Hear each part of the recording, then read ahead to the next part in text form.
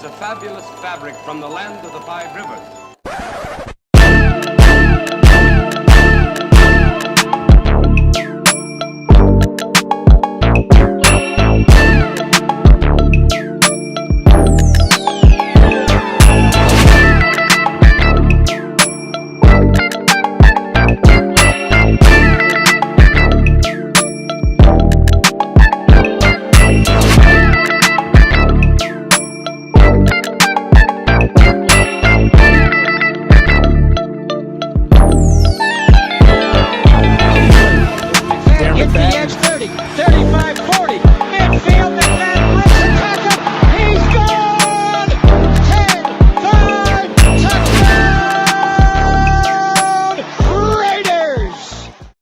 Years ago, when we came to Los Angeles, I really believed that the greatness of the Raiders would be in its future.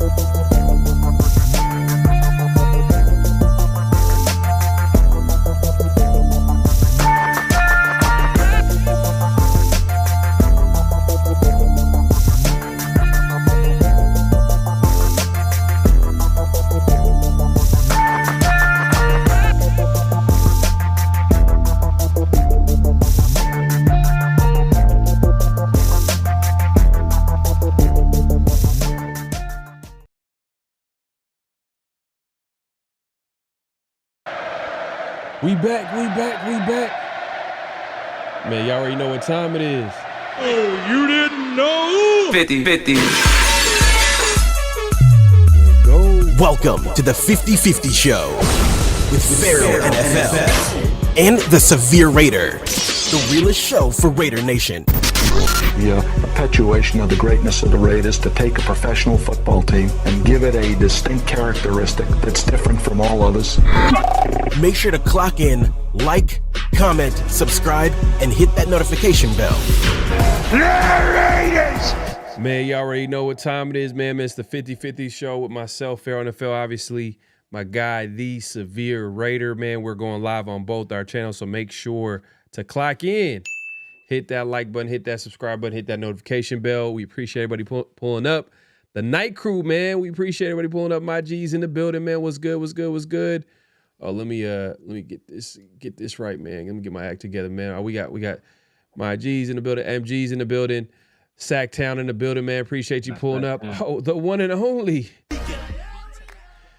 The one and only. Appreciate you coming through. Man, we got everybody pulling up today, man. We appreciate everybody coming through. Make sure to clock in, hit that like button, hit that subscribe, and hit that notification bell, man. We got a lot to talk about as usual. You know, the 50-50 Show, we always keep it interesting. There's a lot to talk about because, man, the Raiders always keep it interesting. No matter what, you know what I mean? Whether they're winning or losing, they always keep it interesting. And we'll get into, obviously, the recent firing of special teams coordinator the day after the Raiders lost against the Broncos. The Raiders made an announcement. I guess, you lose like that, someone got to go.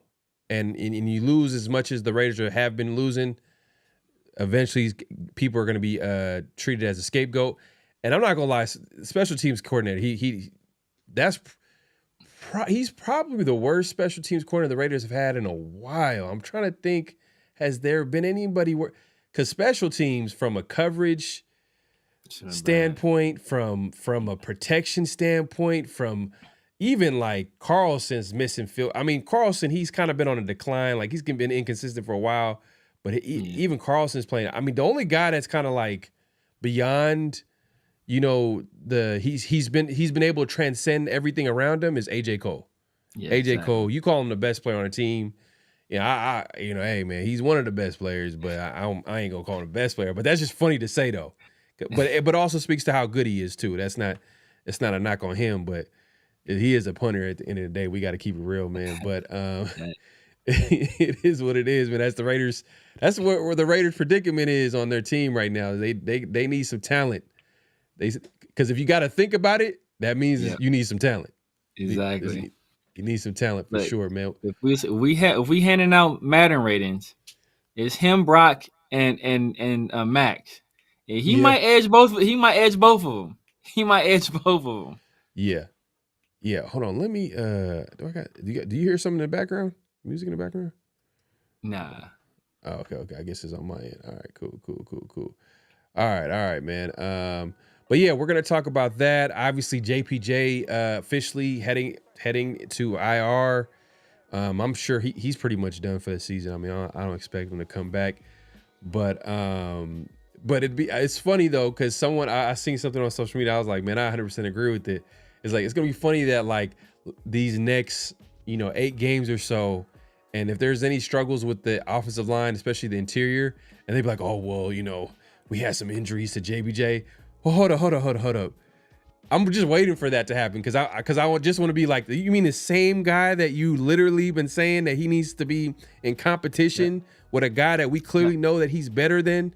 You're going to use him? Because I'm waiting for it. I'm sure if they're smart enough, they're not going to say anything. They're just going to act like, hey, it is what it is. But if they say anything, but the one thing I know about this coaching staff is that, you talk enough, you're going to say something that is not going to make any sense. And, we're laughing behind the stage. This was actually a flag on a play worthy situation here. And we forgot to actually put it because it was a presser. Was it last week or the week before? A couple weeks ago. I think it might have been a couple weeks ago where Chip Kelly was asked about Jack Besh. I think it was last week. I think it might have been last week. Might have been last week. Yeah, we didn't get a chance to talk about it. But I guess this is it's flag on a play worthy. But Chip Kelly was asked about Jack Besh compared to Jacoby Myers, because everybody assumes like, okay, second round pick, he's the Jacoby Myers replacement. Jacoby Myers gets traded, so you would assume like, oh, okay, this is the guy that's going to come in and, replace Jacoby. And this is an opportunity for you to talk about Jack Besh and to be complimentary and talk about his skill set. And the reporter, I'm forgetting his name. He asked him, and compared to Jacoby, like, are there any similarities? And Chip Kelly was just adamant and says, oh, there's I don't compare players. That's not what I do. I try not to get into comparing players. I'm paraphrasing, but that's pretty much what he said. But if you guys remember, when he talked about Jordan Meredith, he had no problem comparing him to the future Hall of Famer center, Jason Kelce. Exactly. So it's kind of, see, you talk enough, you're going to say some stuff that, that might not make any sense. In that case, like, he obviously lied to the media. He lied to us. He just insulted our intelligence right there, man. But, it is what it is. Man, ball face lie for sure, man. My guy Daniel came in the building. Appreciate you coming through, man. Hey, man, the King of Mods in the building, man. Appreciate you pulling up. MG says Moore, Mendoza, Maeva, Sellers, Aller. I'll take any of these guys as a young QB that we dealt. I ain't gonna lie, man. I'll be honest with you. I guess I'm gonna be the unpopular I'm gonna be the unpopular because I am kind of the unpopular opinion because I'm gonna say something because I'm gonna say my opinion and it's probably not gonna go along with the narrative or whatever. But man, I like the Sellers, I like the Allar, I like the Brendan Sorsby because there's the ceiling there. There's a ceiling factor. I could see, man, this guy can be really good. It could be, but for the other guys, I'm not sure if they have that same level of ceiling. Like this quarterback class. There's really no like can't miss prospect. This is not like the last couple years has kind of been questionable as far as like Cam Ward was obvious number one pick. Like he was the obvious, like people were talking about Cam Ward throughout the draft process. Dart just last year. The 2 years before that, think about it. It was CJ Stroud and Bryce Young. Yeah, and last year you're right. Yeah, last year it was Caleb, Jaden, and people would love Drake May. I personally really like Michael Penix. So it was it's like we had like three, 4 guys last year. Yeah. You know, that's what I meant. It's just this year's ass. Like this year's the only because preseason people were hyped about Shador, and then Cam Ward kind of burst onto the scene, and kind of he solidified himself as a number one guy. But preseason, Shador, people thought, hey, Shador is the number one pick, and he's the number one pick. And then obviously he fell, took quite a fall. But this year is the first year where people was like, I don't know about these guys. How do you feel about Drew Allar, Severe? How do you feel about him as a quarterback prospect? Because he's probably not going to go. He's not going to go early. I don't think he's going to go early, just because the type of season he had, like he should have came out last year. Man, I think someone would have took him in the first round. Maybe second at the latest or whatever. But what do you think about as a quarterback prospect? Because when I see him, bro, probably the strongest arm in the draft, 6'4", 6'5", 230, 240. He's not like a mobile quarterback, but he's so big that he's not like he can move, but it's just his combination of his size. Exactly. That gives him like an advantage where he'll fall forward and give you like an extra 2-3 yards. Exactly. But it's not like Josh Allen or anything like mobility or some of these guys that like that they're gonna give you like, man, you could push him for like 600-700 yards on the ground at least in the season. But what do you think about Allar as a prospect? There's some raw talent there. There's some raw tools there. Obviously, he's still fairly young too. I think it would be like 22 or something like that. He has the requisite experience, and a lot of people talk about like, some of these guys, some of these QBs coming out now, they don't have a lot of experience. He has that. But he has a lot of holes in his game. He is also coming off a pretty devastating injury as well. People talk about his play kind of in the clutch, how he kind of fell apart, especially last year in the college football playoff.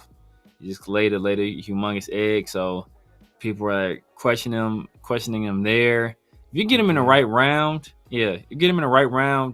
that's a risk worth taking.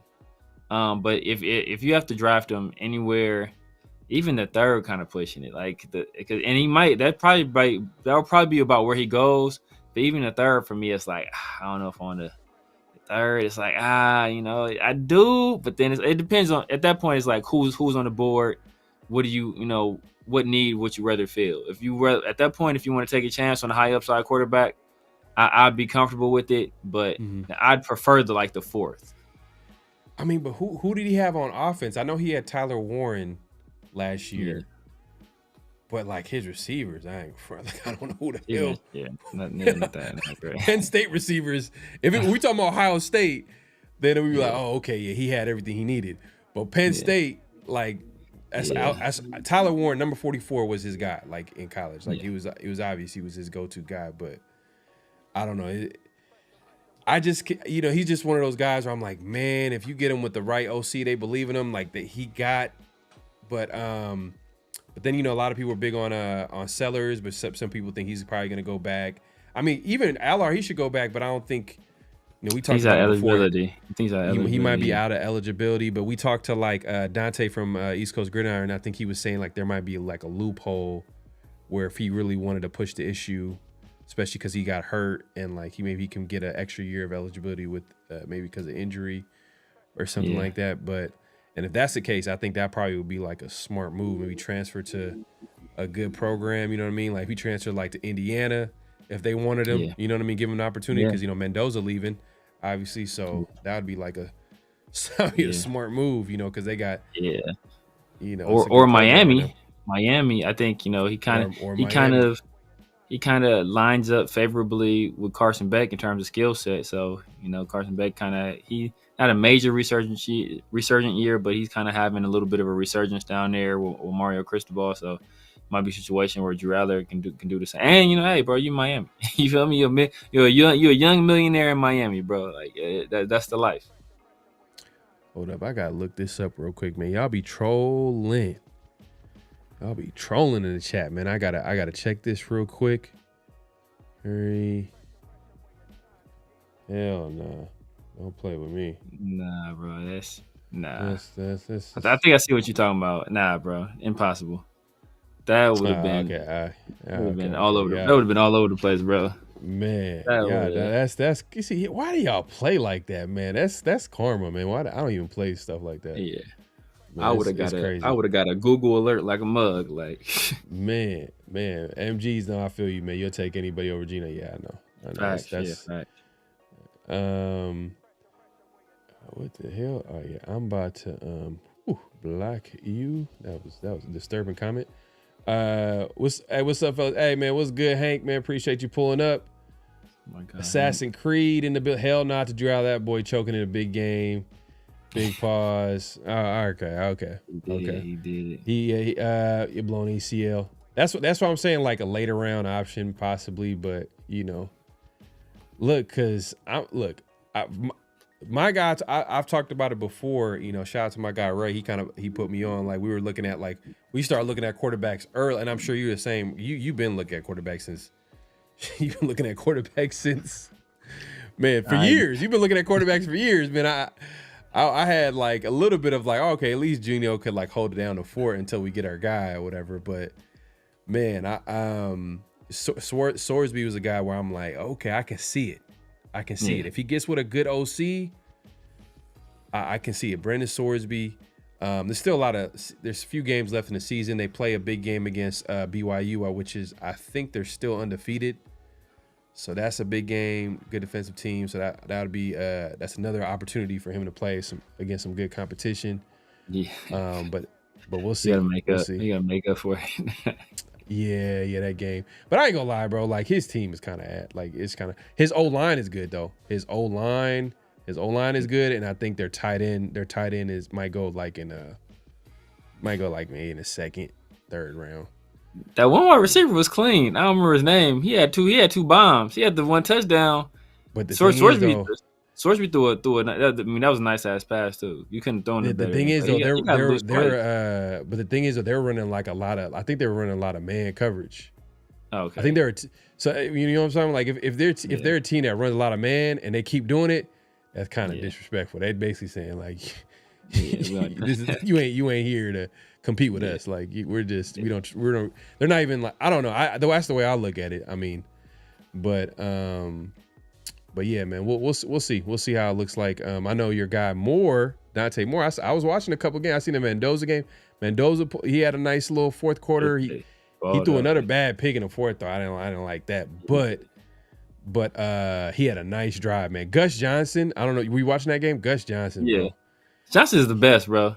Just Johnson. Bro, you know what I respect about Al? You know what I respect about Al Davis?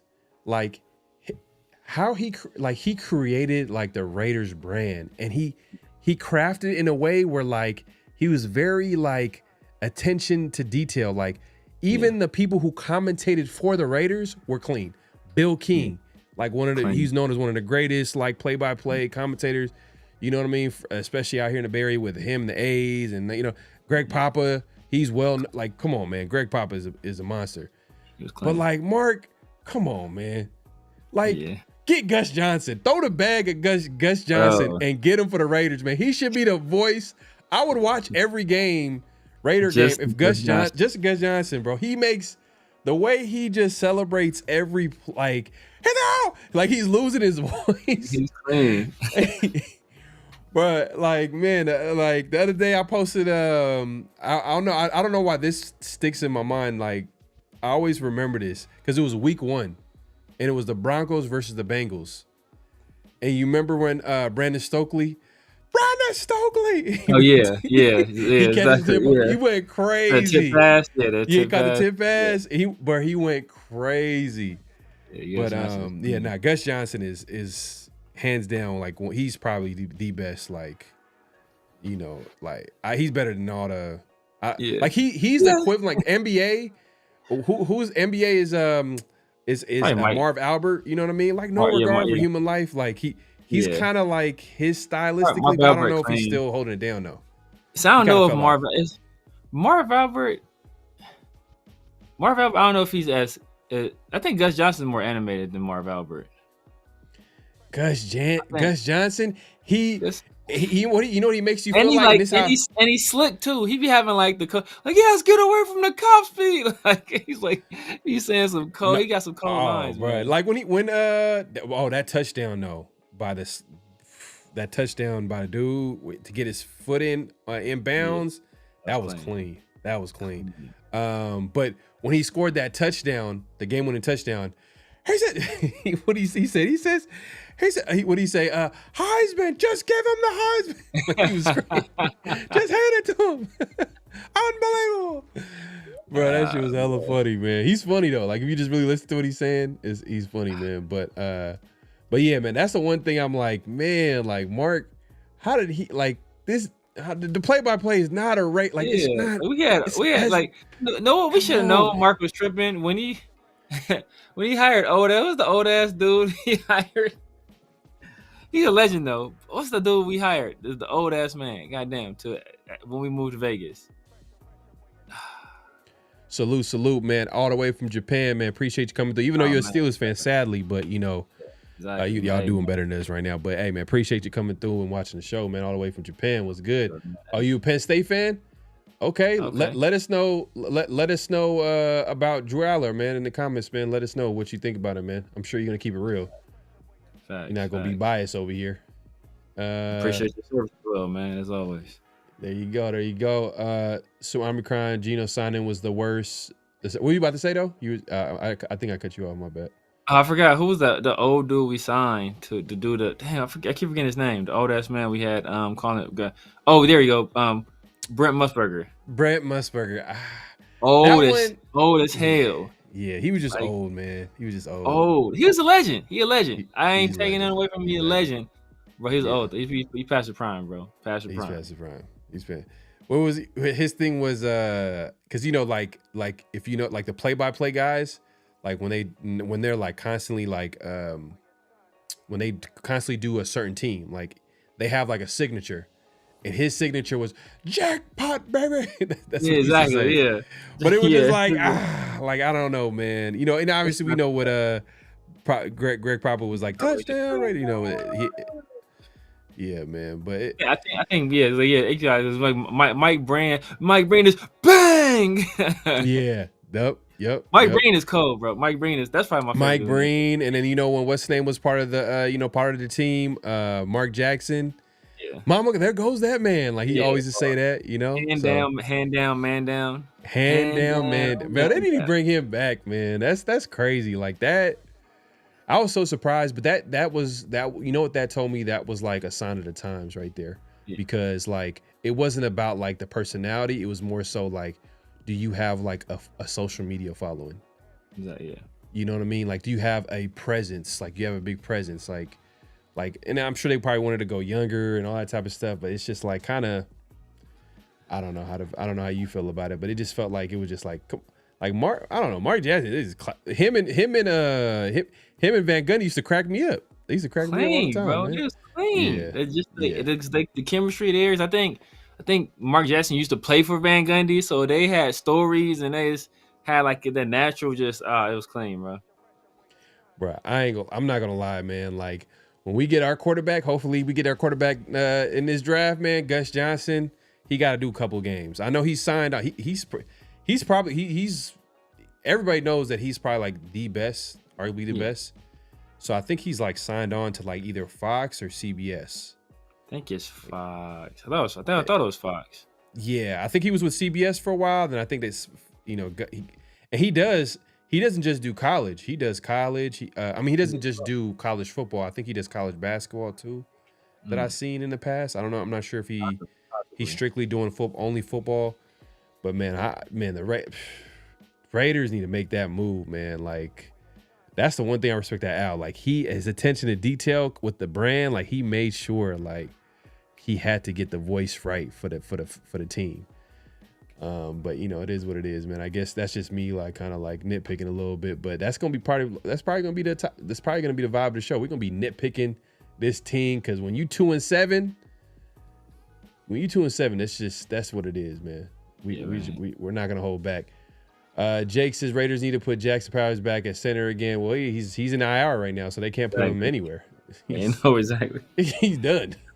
He's done. Kevin Harlan. Is it Kevin Harlan? Kevin Harlan is clean too. Kevin Harlan is cool. He's cool. I felt like Kevin Harlan for the longest time. I thought he was related to Marv Albert. I felt like they had like it was cousins. Style, you know what I mean? They'd be kicking at the same barbecue, or I don't know. Like I feel like there was a little bit of Marv Albert got that like nasally, like Marv Albert. It's Marv Albert. Yeah, it's Marv Albert. It's like Mark Sanchez is a free agent. Yeah, now I'm gonna pass on that one, man. Mark Sanchez, man. Whew. He got bigger problems than commentating for games right now. But Sumar Khan says Drew Al has all the physical tools, but is indecisive and inconsistent. Yeah. Now, can he develop though? Can an OC kind of develop his skill set, or it just is what it is with him? You just feel like he's one of those guys like he has all the tools, but like. It depends, because sometimes you get guys that are like him that you can develop, like Drake May, right? Where the tools are there, he can develop them. And sometimes you get guys that the tools are there and then they never develop, right? I mean, I know we were talking about Anthony Richardson. Obviously, he's still very young in the league, but we've seen countless examples of guys like that where, man, if he could just put it together. Yeah, man, if he could just put it together, it's like, and they never put it together. So it's just one of those things where it just depends, man. Like that's where your studying really comes into play. Where you talk to coaches, watching the film, getting a background, what kind of person they are, what kind of worker they are, and then that'll go a long way toward determining if they ever reach that ceiling. Yeah. He was just like, got a trash. You're not a big fan of him. Wow. It is what it is. I'm looking at it from perspective like, hey, look, the Raiders have no excuse not to draft the QB. Like, I don't understand the strategy of trying to wait for the perfect moment to draft the QB. I believe in BPA at times. Like, I don't want to force a pick, but also like it doesn't mean that the Raiders should not address the quarterback after the first round, or trade up into the first round, or not draft a quarterback at all. I know they drafted Cam Miller, but come on, 6th round, come on, man. That's when you're gonna wait and draft a QB. Like there's not gonna really be anything there in the 6th round. Cam Miller, like, exactly. They, you know what I mean? Like there could be someone that possibly be had in the 2nd round, 3rd round. Now it's hard to say right now just because we don't know who's officially going to declare. And I was going to say earlier, your guy Dante Moore, who he had a big drive to win the game on Saturday. That throw was amazing. Yeah, it was nice. So he was like, show me something. And I think that's no. Both Mendoza had like game-winning drives. The game-winning touchdown drive by Mendoza. Same thing with Moore. I think he let him down to kick a field goal. Did they end up kicking a field goal? I believe, right? Yeah, it was like, hey, they did what they had to do. Because the way I look at it is like sometimes like I like watching quarterbacks and like on 3rd down, like what do they do? 3rd down, like how do they deal with those type of situations? Red zone, like them type of situations. You could kind of see what type of player they are in those in big time situations. 2-minute drills when it's a close game, last drive, like that type of situation. But Dante Moore, they're saying that he there's a good chance he's gonna stay. That's what I was trying to get to. Yeah. So he might not come out, and that's what I was trying to tell you. I'm like, hey man, like Dante Moore, he doesn't necessarily have to, because he's young enough where he could take that. You know, it'll be a smart move for him to stay 1 year. And in Oregon, they got money. They'll go ahead and they'll figure out a way to. Yeah, they got Phil Knight. That's that Nike money, bro. They got money coming out the wazoo. Bro, they have like new jerseys every year. New jerseys every year. Yeah, every year. But they have like multiple alternates. You know, they was always doing the crazy stuff with the uniforms because the Nike money. And like, and I think I was saying before, like Dante Moore doesn't even turn 21 till after the next draft. So he won't even be 21 till after he's drafted. So he'll be drafted at 20 years old if he were to come out this year. So it was always a possibility that he could come out. I mean, he could stay. He'd go back to school. I was just working under the assumption, like, you know what? Right now, his value is high. It may never be higher than this. If you're guaranteed a top 10 pick, bro, why go back to school? Like, why go back to school? Like, at that point, it doesn't make much sense. Like, especially next year. Because next year, I think people were thinking that quarterback class is going to be competition going to be a little bit stiffer. So, and you see what just happened to Drew Aller. It's like, all right, bro, do you want to take that chance? Yeah. No, those are good points. It's just the NIL money is like really making it unpredictable. Yeah. Like it's giving the players a little bit more leverage where they're like, yeah, I'm gonna bet on myself because they're gonna get paid as well as like work on their craft and then knowing that they're gonna go come out. But like you said, Drew Aller, he risked it because Drew Aller probably would have been a first round pick. To be honest, sure. Like just based off the hype of last year, coming off last year, I know some people have questions about him, but based off the hype of last year and that draft and the last draft, like it wasn't like a strong QB class. So like, exactly, you know, like he would have been probably taken within the first couple of rounds, but first round, like this you said. this year it ain't. Hey man, look what happened. Like this year everything fell apart. Wasn't the same type of success, and then he got hurt, and it just rest is history. We appreciate everybody coming through. Make sure to clock in, hit that like button, hit that subscribe, and hit that notification bell. Let's see what people talking about. Marv Albert, yes. Yeah, I get you, man. Yeah. LS in the building, man. Appreciate you coming through. My guy. M Easy says North Dakota State quarterback Cole Payton. I'm just scared. I mean, like I see it. Like I'm just scared of the small school Carson Wentz. You know what I mean? Like type of quarterbacks. I mean, he like, said you got another North Dakota State quarterback. Yeah, he was the backup to Cam Miller. Yeah, he was Cam Miller's backup. He has more physical tools though. I'm not saying that guy. He's like a low-key freak athlete, but I'm not doing it, bro. I'm not doing it. I'm not doing it. I mean, like, where do you even take it? Like, you got to take him, like, for sure, like, after the third. Like, I don't know, man. Like, you got to – I don't know. It's that's a tough one for me. TK says – nah, man, appreciate you pulling up. Trey Tucker going to do anything Monday? Be short. I mean, we'll see. We'll see.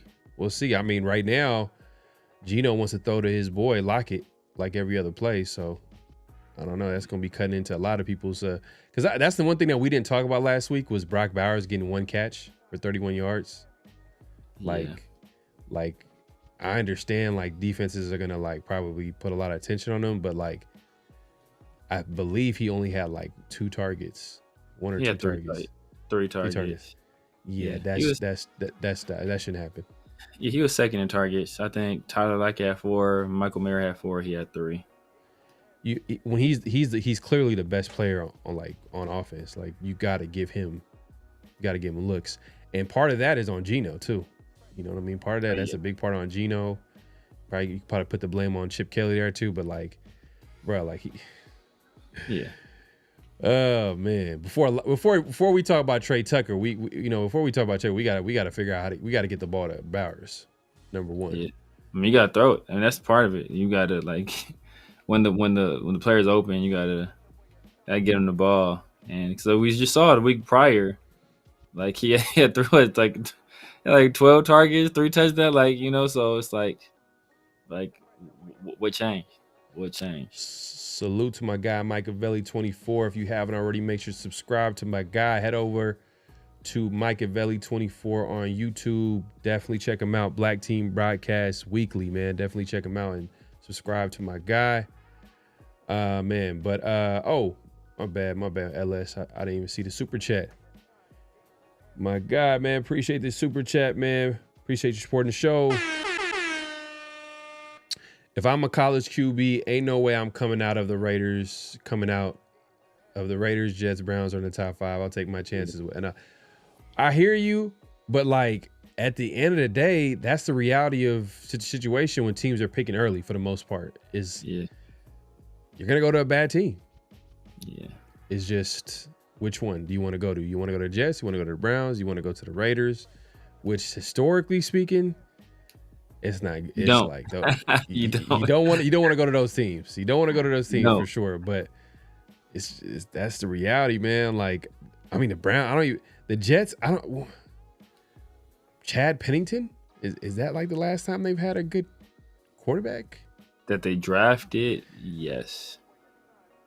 Maybe Mark Sanchez for like 1 second. Yeah, Mark Sanchez. Mark Sanchez was good. That was more defense and running game, but he was pretty good though. He was getting the job enough done to the point where they went to the AFC Championship game, but it was for a second and then it just went completely left, like real quick. And then the Browns, same thing. Baker Mayfield, I thought could have been something. To the playoffs. I think he won a playoff game too. Baker Mayfield, but before that, did they have any quarterbacks before that? I'm just thinking Charlie Fries and Tim Couch. Not to say that they were good. I'm just saying those are the quarterbacks they had in the past that just weren't good at all. It's Tim Couch, damn, but he had arm though. He did have arm, but he's just not good. Man, the Browns are pretty bad with quarterbacks too. Raiders, obviously, we've struggled with that for years. I mean, we're still struggling with it.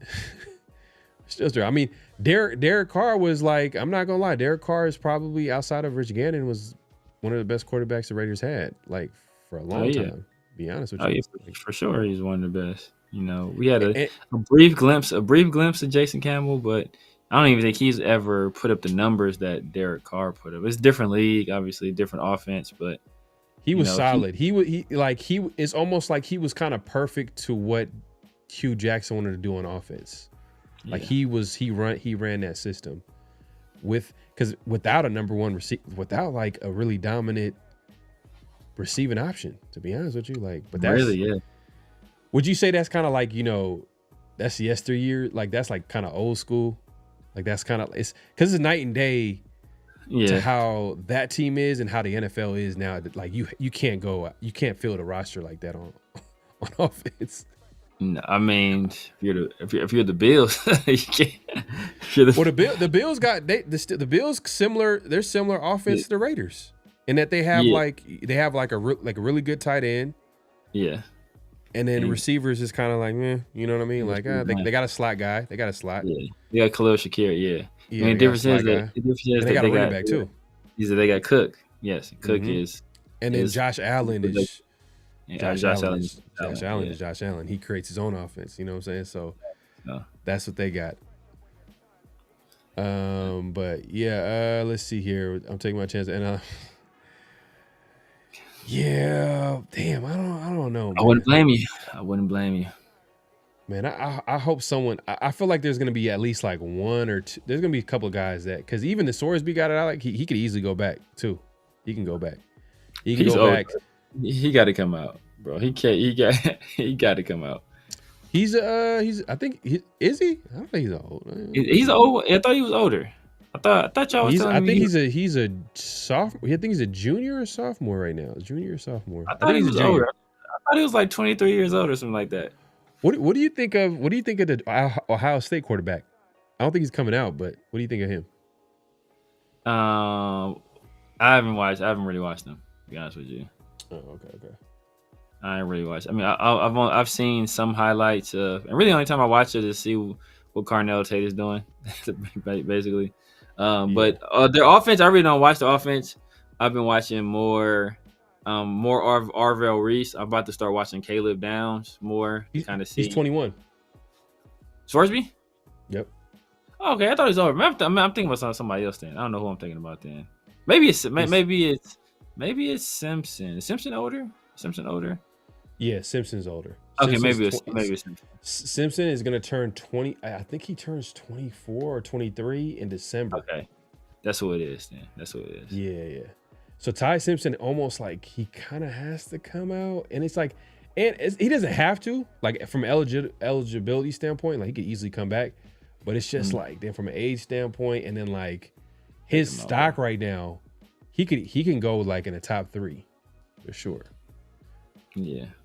But is he like a top 3 quarterback? I don't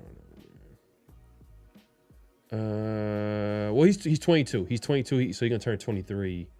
So it's not that bad. But like if he stays another year, then it's like he turns 24, and then like you said, it's a stock. It's gonna be like a talented like QB class. So it's like if he goes now, then he can capitalize on his stock. He'll go early.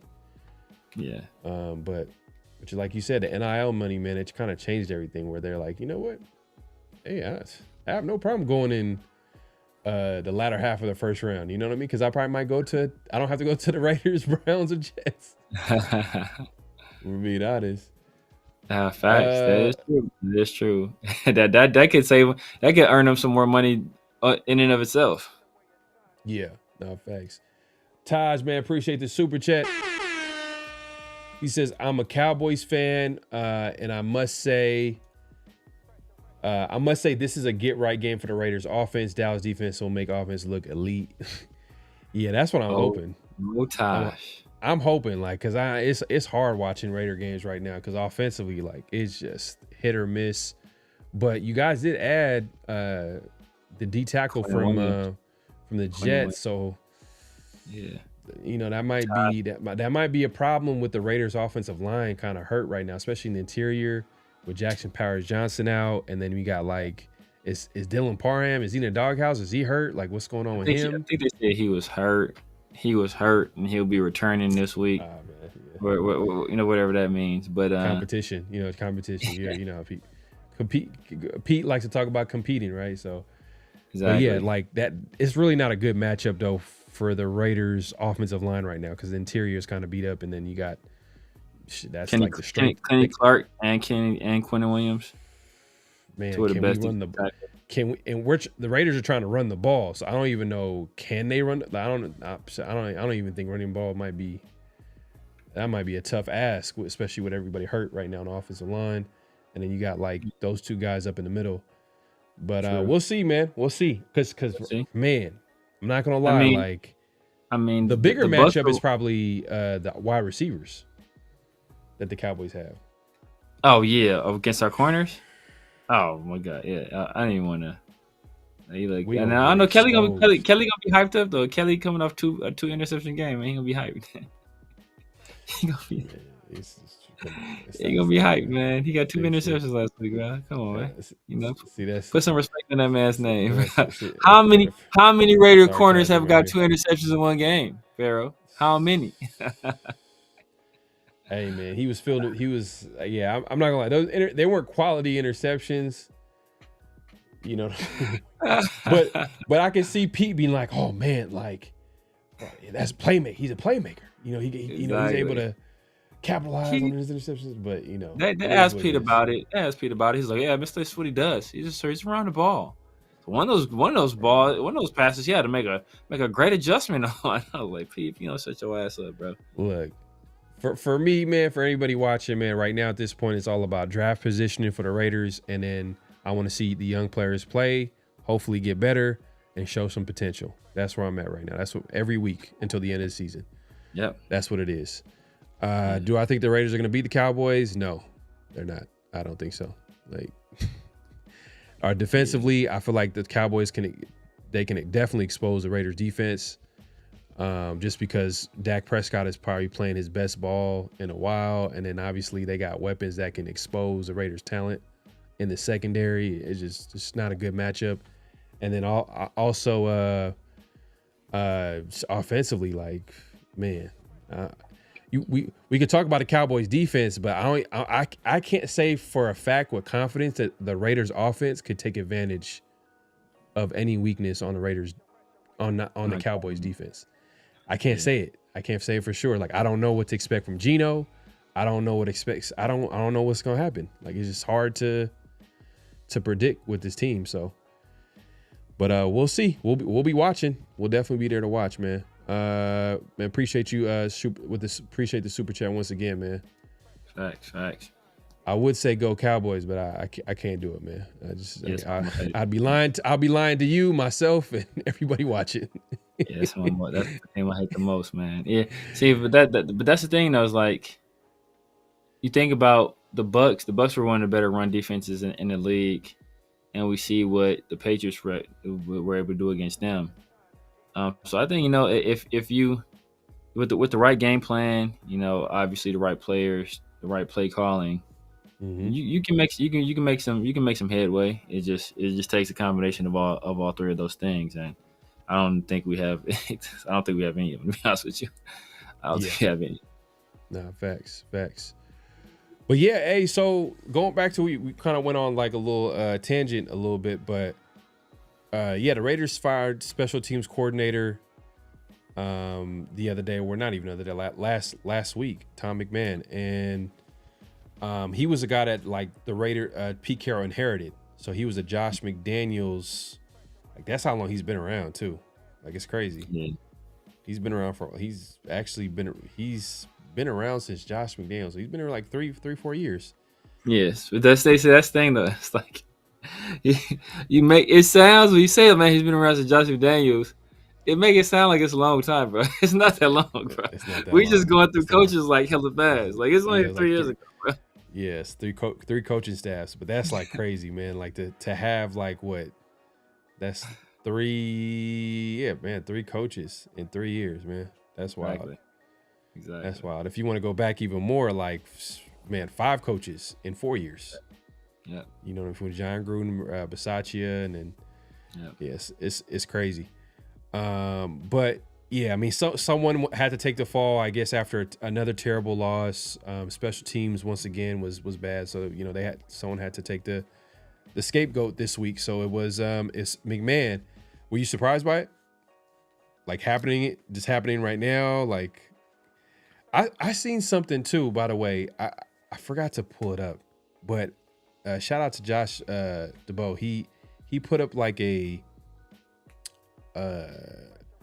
where he listed out all the fired coaches since 2017. We've literally fired a GM or coach every year since 2017, except for like 1 or 2 years, like exactly, 1 or 2 years, which is wild, bro. Like, that's almost a decade of just like firing people. Yeah, it's crazy. But what were your thoughts? I mean, I wasn't surprised per se, just because people have been calling for it forever, and with the amount of special team gaffes we've been having, just like basic stuff, like people not picking up their assignments, the fact that we've been struggling so much in the kicking game, our coverage units haven't been that great either. It was only a matter of time before the axe came down on McMahon. And I mean, I feel sorry for him, because I just remember his pressers, and you could tell like he's so passionate about special teams. I have no doubt he's like giving it his all, because he just seems like a guy, he just loves to coach. But sometimes at the end of the day, like, when your message isn't resonating, it's time to find a new voice, man. So that's what the Raiders need. Hopefully, like the replacement, I forgot who I think it was the assistant special teams coordinator. I forget his name. Hopefully he's able to bring like some fresh eyes and a fresh voice to the Raiders special teams, because we've lost, for as bad as we've played, like, we've lost 2 games at least on special teams.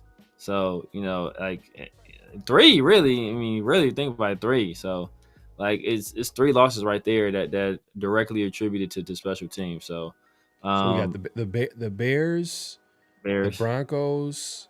Yep.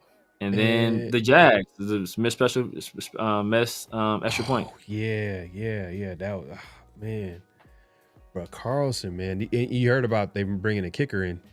the practice squad. Yeah, Joseph. Yep. So he's on notice. Facts. So I think the whole special team's on notice. The only person chilling is Bobin Meyer and AJ Cole, the long snapper and the punter. They like, cool, ain't on us, brother. It ain't on us. Yeah. So as time, man, I'm sure he'll catch on with another organization. He's a vet in the league. He's been coaching forever. I'm sure he'll catch on with somebody probably a while before he's a special teams coordinator again. But I'm sure he'll get another job somewhere.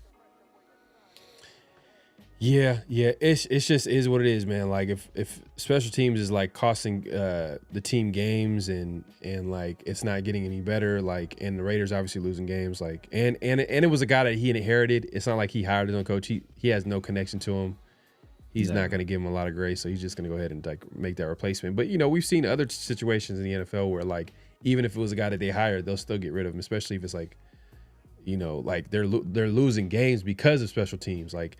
Special teams is one of those things where you kind of take for granted. You don't really, well, when it's bad, it's like a sign of a bad. It's almost like a sign of a bad team, but it's just like, man, like it's one of those like frustrating things, bro. Like it's like, man, like all we had to do was just block, so the dude can kick the field goal, or all he had to do was make that extra point. Exactly.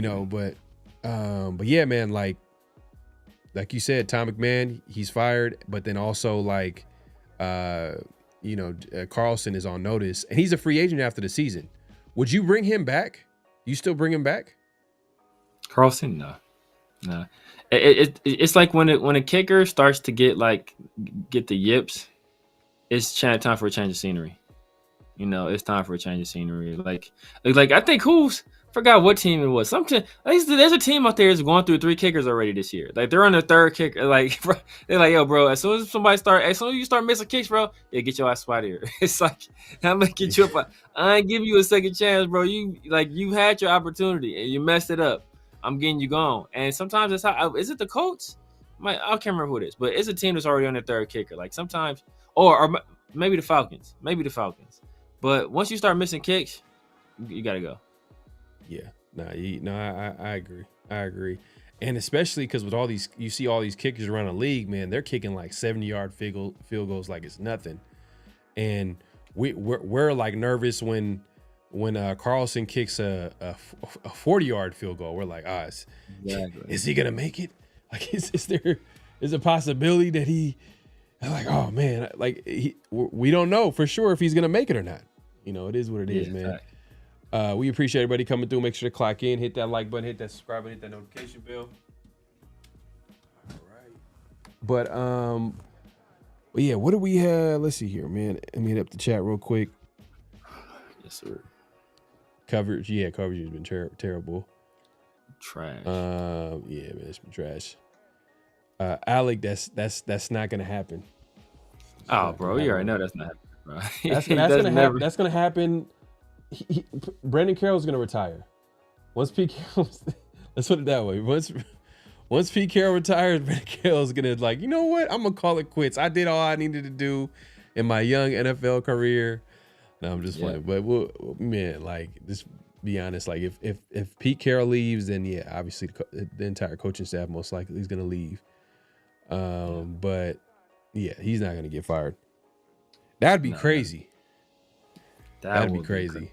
I actually would I'll keep Pete Carroll for another year just because he fired. If Pete Carroll did something like that, bro, I would respect it. Infinite respect, bro. If you told your own son, I would trust him. Like he would fire his own son.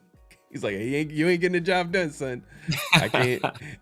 You ain't competing, son. So it is what it is. hey, that's facts, bro. If he fired his own son, bro, hey, props, bro. Yeah. Especially his son's been ass. Oh, bro, I give you infinite props for that. But it's not happening. We know it's not happening. Yeah, no, facts. It's not happening at all. Did you? I know we kind of brought up one of the transactions. Anything noteworthy that you felt like was interesting as far as the latest Raiders transactions? Because I know they obviously signed a kicker, Joseph, which obviously we kind of talked about a little bit. Like we all know that Carlson's on notice. He's going to be signed in the practice squad, but I'm sure like if he has another bad game, then we can probably see Carlson might get cut or, be sent to the bench or whatever the case may be, and they might sign him.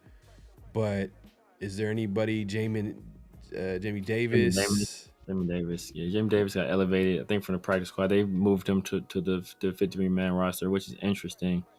Because I know we had brought in the other linebacker, I forget his name. And I think he had Pete Carroll ties. Lonnie Johnson, obviously, he came back. So we've been using Jeremy Chin closer to the line of scrimmage recently. So so we've been using him closer to the line of scrimmage recently. So I was surprised that they elevated another linebacker instead of we can use some help at wide receiver. Use maybe some more secondary guys. So that was interesting right there. But other than that, nothing too crazy. Nothing too crazy. Yeah. Like, do you think they might use him this next? I mean, they're gonna elevate him to the roster, but like, do you see him like getting some meaningful snaps? Wasn't there another guy that they had? I'm trying to think. They picked up right before they picked him after the training camp cuts. There was a guy that they picked up, I think, from the Rams. Oh yeah. What happened to him? I want to say I think he went on IR. I want to say Jackson. I want to say something Jackson. He was like a linebacker, but he was like kind of like a pseudo pass rusher too. Yeah. I want to say it was I think his name was Brendan, like Brendan Jackson or something like that. I forget. I want to say it was Brendan Jackson, but he went on IR like a little while ago. Yeah. Because I could have sworn they picked him up, and then people were saying like he might give you a little bit of pass rush. I'm like, damn, I haven't seen him in the game. Like, damn, is he that bad? Like no one's getting anybody. No one's really getting to the quarterback. I mean, last game was I guess a little bit better, maybe just a little bit, but yeah, they tried I don't know, man. Hey, Justin Tucker, I think he's been elevated from the suspension list or whatever the case may be. He's available. Bro, that ain't never happened. That's not happening. Yeah, that's not happening. I think he got a case. He got a case, and I don't think. Just based off like comments in the past by Mark, I think he's not going to co-sign a kicker, let alone a kicker. You know what I mean? But even a player to come with that. Not coming back. He spent half a season. No, I think he got. I think they reinstated him.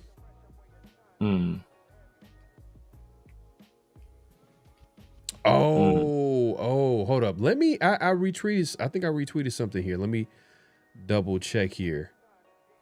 Let me double check. Let me take a look here.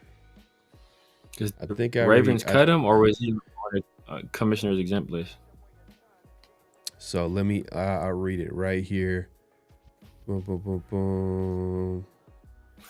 7-time Pro Bowler kicker Justin Tucker, 10-game suspension officially was lifted by the commissioner today.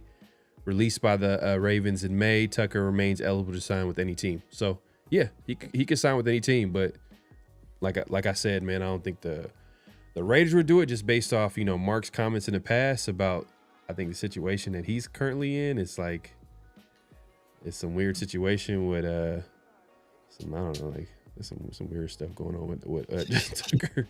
he got some weird stuff going on. Let's not just get into that, man. The details. Tucker got a weird case. Why is he around? Yeah, like who? The kicker? The kicker's doing this? Like it's similar to the quarterback Deshaun. for the Browns, Deshaun. Like man, I don't know what's going on with the masseuses and the like. Yeah. Man, like they just. They think it's their opportunity or something like that. I don't know what's going on, man. It's crazy out here. I want to say I want to say there was like another element to Justin Tucker that made it like worse, if I recall correctly. There was like something else where I was like, ugh. It's like, I don't remember exactly what it was. But. Now I'm gonna have to look it up. I want to actually look it up exactly. I remember seeing it at the time. And I know it was similar to like a situation that, Deshaun was in. But it was just so random. I'm like, damn, like you're never coming back in the NFL. Like you're a kicker. Exactly. Like, you know what I mean? Like at least Watson was a quarterback. Like, the value is high for a quarterback. Like, we all know it's a quarterback's league. But a kicker, man, they don't got a lot of leverage like that. Yeah. And a guy like Justin he was Tucker, coming off a bad year too. He was coming off a bad year too. It's like it's the worst time for you to be doing some nonsense. and he was the best kicker in the NFL for a long time. Man. Like he was the best kicker in the NFL for a long time. Not fact. Let's see here, man. Salute to Let's the take a chat. look here. So it's my guy Dub Raider. Holla at you. All right, allegations. Okay. What? 16 Baltimore area massage therapists accused them from 8 spas and alleged incidents dating to 2012. Damn. Whew. Hey, that's wild. He been doing it for a Man, minute. he is savage. Just he's been out here At least 2012. At least, because I think Deshaun, he was bad too, but he would like do it in the privacy of his own home or like the team facility. He would like get the private ones.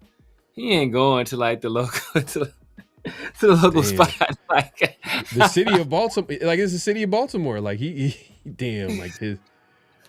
Oh man, that's wild. Oh my god, hey, these dudes, bro. Look, but look, hey, see, that's their kryptonite. Deshaun knocked it off. He ain't been the same since. Justin Tucker cut it out. Instantly, he one of the worst kickers in the league, bro. Hey, did we make Tucker a flag? Was he a flag on a play? He had to be a flag. He got to be flag. I don't remember. He probably at some point. I'm sure he was. I'm sure we had to make him flag on the play. Like this is a kicker just having this type of situation. Like man, that guy. That's why his kicking leg was so loose, bro. You fool, bro. He's breaking all the records. What's his secret? Her name is Maylene. DK's man was on another level, bro. Like what the hell?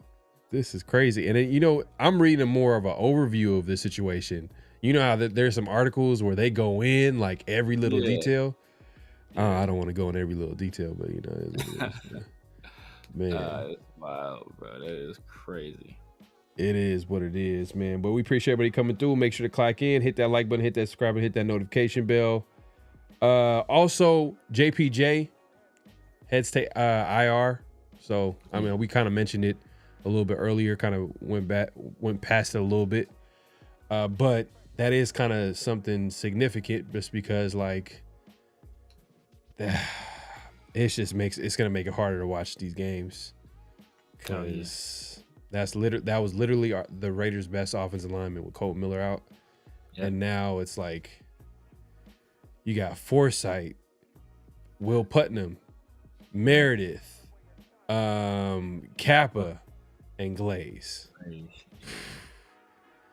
That's nasty work right there, man. That's the state of the Raiders offensive line. I don't even know how, like, they better, I don't know whatever they got to do to prepare themselves for Monday Night Football. Cause it might be an embarrassing showing, to be honest with you.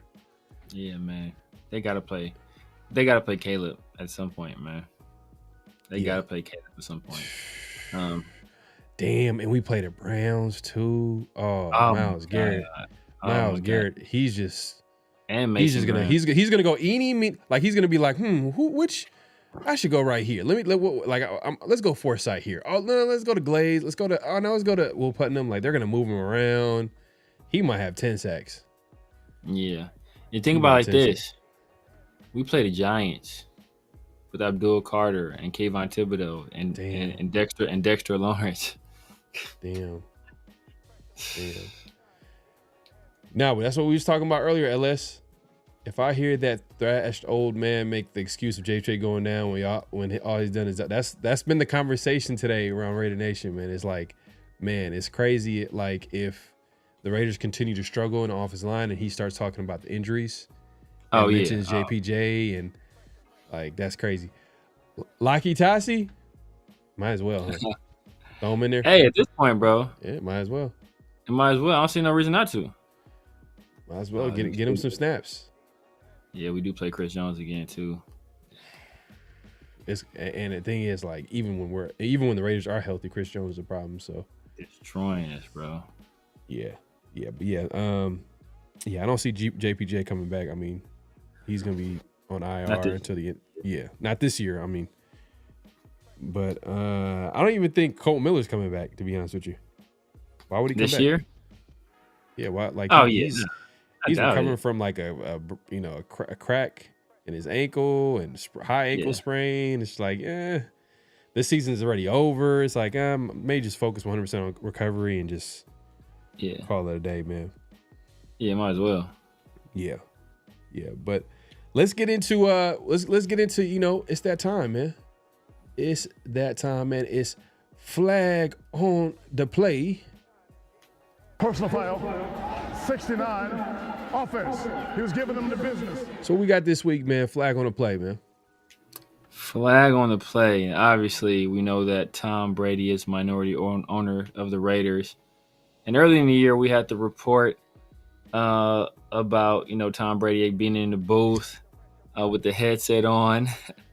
And, we didn't know what to make of it. And now there's been some rumblings recently that one Chip Kelly, that there is an interesting dynamic between the two of those guys. And it could be causing some of the friction that we're seeing inside the walls in Henderson. Yeah, I mean, like, man, I said this before, but my biggest fear with the Raiders is Tom Brady not working out. And earlier in the season, there were kind of like people pointing to, like, obviously him being in the presser. He had a headset, and like there was a tweet made out by the NFL, and they deleted it. So they wanted to make sure like that wasn't like pointing to anything that the Raiders might be doing or the paradigm. And the whole situation with what I don't like. We all know that Tom Brady is like, he's calling shots over there. Like, you know what I mean? He has a big say in what happens in that building. What the problem I don't like is he doesn't want nobody to know. It's kind of weird. Like, it's almost like, I don't want. It's like a lack of accountability. Exactly. Like, he doesn't want anything bad to happen to come to reflect back on him. Exactly. Because when you try to be sneaky about your stuff, it's almost like you're not trying to. You don't want people to know that you had a say, or because to be honest with you, like, you made this point last show because everybody was saying a lot of people were like, oh, mark this, mark that. But Pete Carroll was a Tom Brady hire. Tom Brady hire led by that firm as well. Like, they put together like a list of candidates. And Pete Carroll was one of the candidates they put together, and they wanted to obviously to hire, and Brady co-signed that. We all know Brady wanted to get Ben Johnson. It didn't work out, so his backup option was Pete Carroll. We all know he wanted to get Matthew Stafford.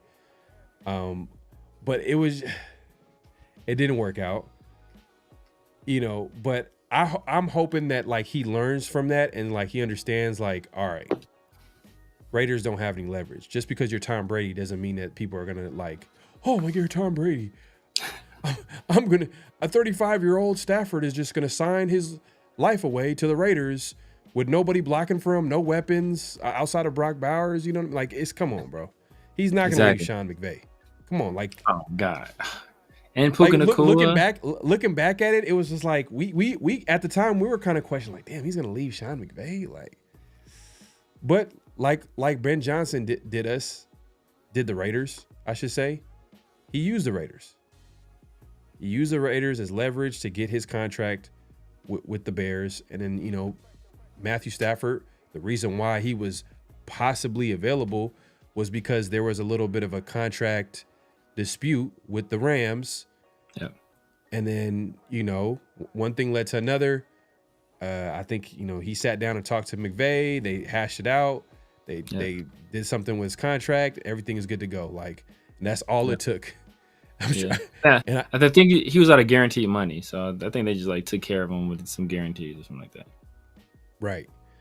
But going back to what I was saying earlier, my issue with Tom Brady is the fact that like he's just being, and Albert Breer reported this. Albert Breer is like he's like the anything that's going on in Patriots world or former Patriots, Tom Brady, like he always has like interesting things to say about like, and he's been day one like, yeah, Tom Brady's like, he's making a decision over there. And he was the one that kind of said like, yeah, he doesn't want anybody to know though. Like he goes out his way to stay out of the limelight and he doesn't want anybody to be connected. It's crazy to say that. And he was caught on camera with the headset. But we haven't seen him back there again, right? We haven't seen him with a headset, nothing. Like, so, exactly. I mean, how do you feel about that, though? How do you feel about that part? We never really talked about that. How do you feel about the fact that he doesn't want anybody to know that he's making moves, like that he's making moves behind the scenes? I think it's twofold reason. I think one of it is I don't say necessarily a lack of accountability, but it is also to have plausible deniability. So whereas, you know, you can always say like, oh, well, I don't know what those guys are doing. Like that, you know, that's not what we wanted to do. And now, you know, so you always keep yourself kind of things a little bit of an arm's distance away from yourself. So your legacy or your, you know, your public image isn't tarnished with the failures of this team. Then also, I think part of it is the NFL and ownership. They were already kind of squeamish about the Raiders. You know, or minority owner working. I think he did, LS. I think he did. I wasn't gonna say nothing, but I think he did. But I think that the NFL ownerships and these other organizations, they were already a little bit squeamish about the Tom Brady's relationship with the Raiders in terms of minority ownership, as well as his job with Fox. So if he looks like, he can always say, I'm not day-to-day. I'm not a day-to-day operations guy. I'm not heavy into the decision making. You know, I just observe as an owner.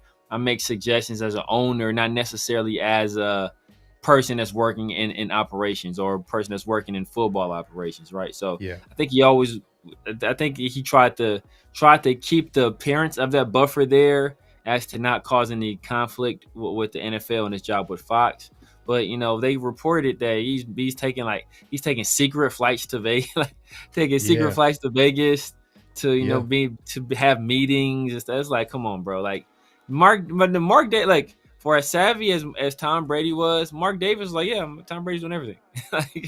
Yeah, man, I just say I let him run it. Like, you know, so like Mark Davis wasn't trying to hide it at all. It just really just Brady that was the main person trying to hide it. So obviously, he wanted to keep that part out of the limelight for whatever reason. And the NFL tweeted out that picture.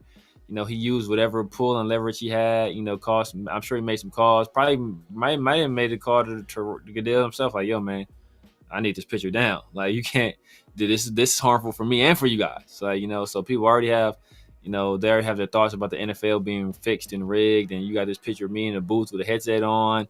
And you know, I think it was the game before the game where he had, you know, was before the Bears. Was it before the Bears game? Was it before the Bears game where he had like actually worked the Bears game the prior week or whatever? So it's just appearances of things. Just so the headset game was the Chargers game, but then people were talking that was week about 2, that. Right? That was week 2, and then people were talking Bears about was like week 3. Bears might have been week 4. No, week 4. Week 4. Commanders was week 3. We got our ass kicked. Yeah. But then they brought up the Bears game because like week 3 he worked the Bears game week 3. Right, and then the Raiders are going to play the team next, right? So they're like, oh man, it's coming. But you know, a lot of people downplayed it. The coach from the coaching staff, Ben Johnson, I think was asked about it. He was like, oh man, like that's not a big deal. Like I go out my way, I'm not going to really say anything that's going to give anything away or anything like that. Yeah. But AP, wet snitched on him. He was like, "What you talking about? Tell me stuff all the time." Yeah, but what I found interesting though, because you know Florio talked about it, and there's a lot of speculation. But you know he's speaking to certain rumors, and one of the rumors is that like Chip Kelly was a Tom Brady guy. Yeah, Chip Kelly was a Tom Brady guy, And one of the things that we heard earlier in the season was that Tom Brady was helping, with the game plan. And Chip Kelly, like, I'm telling you, but Chip Kelly, he's one of those dudes, he'll say things like how he honestly feels, or honestly, then like after the fact, he'll be like, he'll retract the statement. Just like we talked about earlier in the show.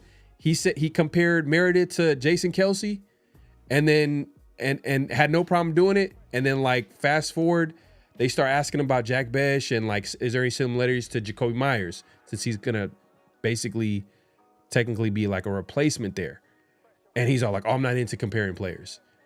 Yeah. And why I bring this up is he's the one that told the media that Tom Brady, he would reach out to Tom Brady about the game plan. And I forgot who it was someone actually, I think it was someone that was credible too, that reported. It's somebody that's reputable, yeah. Somebody reputable. And then they try to, and when that came out, you remember Pete Carroll was like, oh yeah, it's not true. It's not true. Yeah, Pete Carroll. And then like, and then Kelly tried to retract it. He's like, oh, that's not what I mean. Like, we talk to him every now and then. Like I get it. Like he tried to downplay it. But my fear is, and y'all can see the thumbnail, and y'all seen the title. I don't want, Tom Brady to have Al Davis like influence, if that makes sense. I just want him to be in the background. If they want, they can ask him some questions, or get his input. But at the end of the day, I want the GM to be the GM. I want the coach to be the coach. I don't want Tom Brady to have any Al Davis level influence. That does not work. That's dysfunctional. And this goes back to what I was talking about last week, where it starts with Mark Davis. It starts with Mark Davis. And we have to be critical, at least to this point. He's done a terrible job since he became owner in 2011 with creating a structure where everybody knows their role. Everybody has a clear idea of what their responsibilities are and what to do. And he's done weird, like, I mean, with McKenzie, it was obvious. Okay, he kind of started off like, oh, okay, McKenzie's the GM. He hires his coach. Boom. Obviously, they're going through a rebuild. They switch coaches. They go with Del Rio. And guess what? It was kind of working. McKenzie was getting the talent. Del Rio was coaching the team. And they, it kind of, there was a little bit of something. There was a spark there. That 2016 season, even that first season with Del Rio, they won way more games they did before. I won't say way more, but like they were like 7-9. The season before they were 4-12. Like, and it was like it was an ugly 4-12. It wasn't. Yeah. But they clearly improved. And then obviously that 26 season, everybody remembers them going like 12-4, and the rest is history. 2017 season was a disappointment. But my point is that like, if you go past that, he tried to give John Gruden everything. That didn't work. He wasn't clear about the situation with McDaniels when he clearly wanted McDaniels. Nah, I'm sorry, bro. True. That's not true. It's not. No. Everybody knew that Zeke. You didn't even know who Ziegler was until he got hired by the Raiders the day. Nobody knew who Reggie McKenzie was until John Madden said, "There's a guy working in Greece." So like, I don't want that's neither here nor there. So we're not gonna talk about nobody knowing who's director of scouting for some obscure ass. Like nobody knows any of these people. So nobody knew who that Ravens guy was we interviewed. Nobody knew. The only person we knew was Ed Dodge. Nobody knew who Champ Kelly was. Nobody was checking for Champ Kelly until we hired him and they looked into Champ Kelly. So that's not an excuse. Like that's not an excuse. Look, my point is, it starts with Mark, and it starts with Mark by literally being clear about the roles in the organization.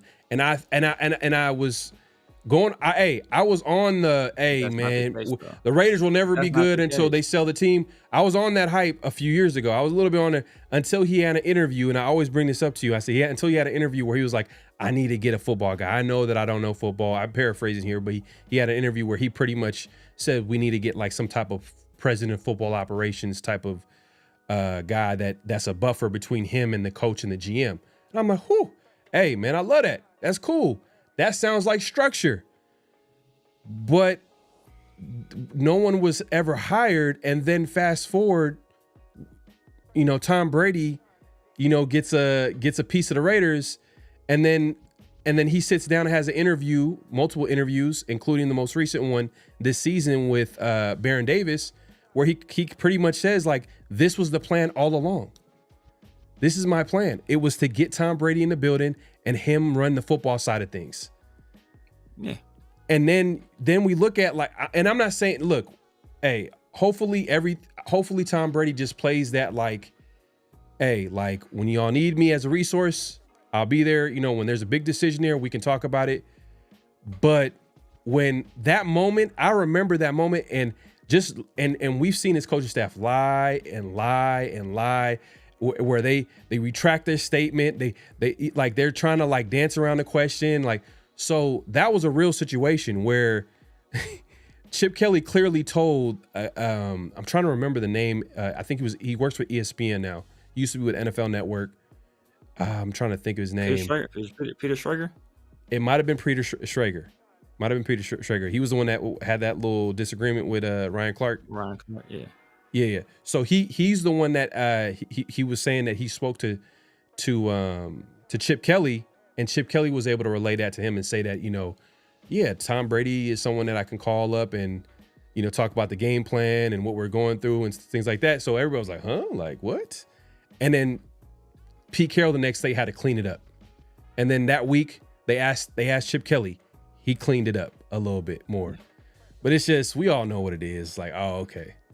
Like, that was the first red flag. And now we're hearing, like, man, like, that's Chip Kelly is a Tom Brady guy. I mean, Tom Brady is a Chip Kelly guy. And it kind of makes sense because, Pete Carroll kind of butting heads. There's no connection between Chip and it was kind of random. I didn't see Chip Kelly getting hired. Like, that was kind of random out the blue. There was really no connection between him and Pete. Usually a lot of coaches, when they get hired, there's some, like, a level of relationship there. But there wasn't really, like, that was just a random hire. But that being said, that's my thing. I just hope that Tom Brady is not the new age Al Davis for the Raiders. And that this is what Mark Davis envisioned for the Raiders in a weird way. Like, oh, man, like, he knows so much about football. He's the greatest player of all time. He could just be just like my dad, like Al Davis, and run the show. And, like, it's like, come on, bro. Like, when is there going to be a grown up in the building just say, like, no, we got to do things the right way. We got to do things the right way until it works. Because the problem is that, like, it feels like the Raiders will do the things the right way, and then just because it doesn't work right away, they was like, oh, let's just do something random. Let's just give John Gruden a 10-year contract.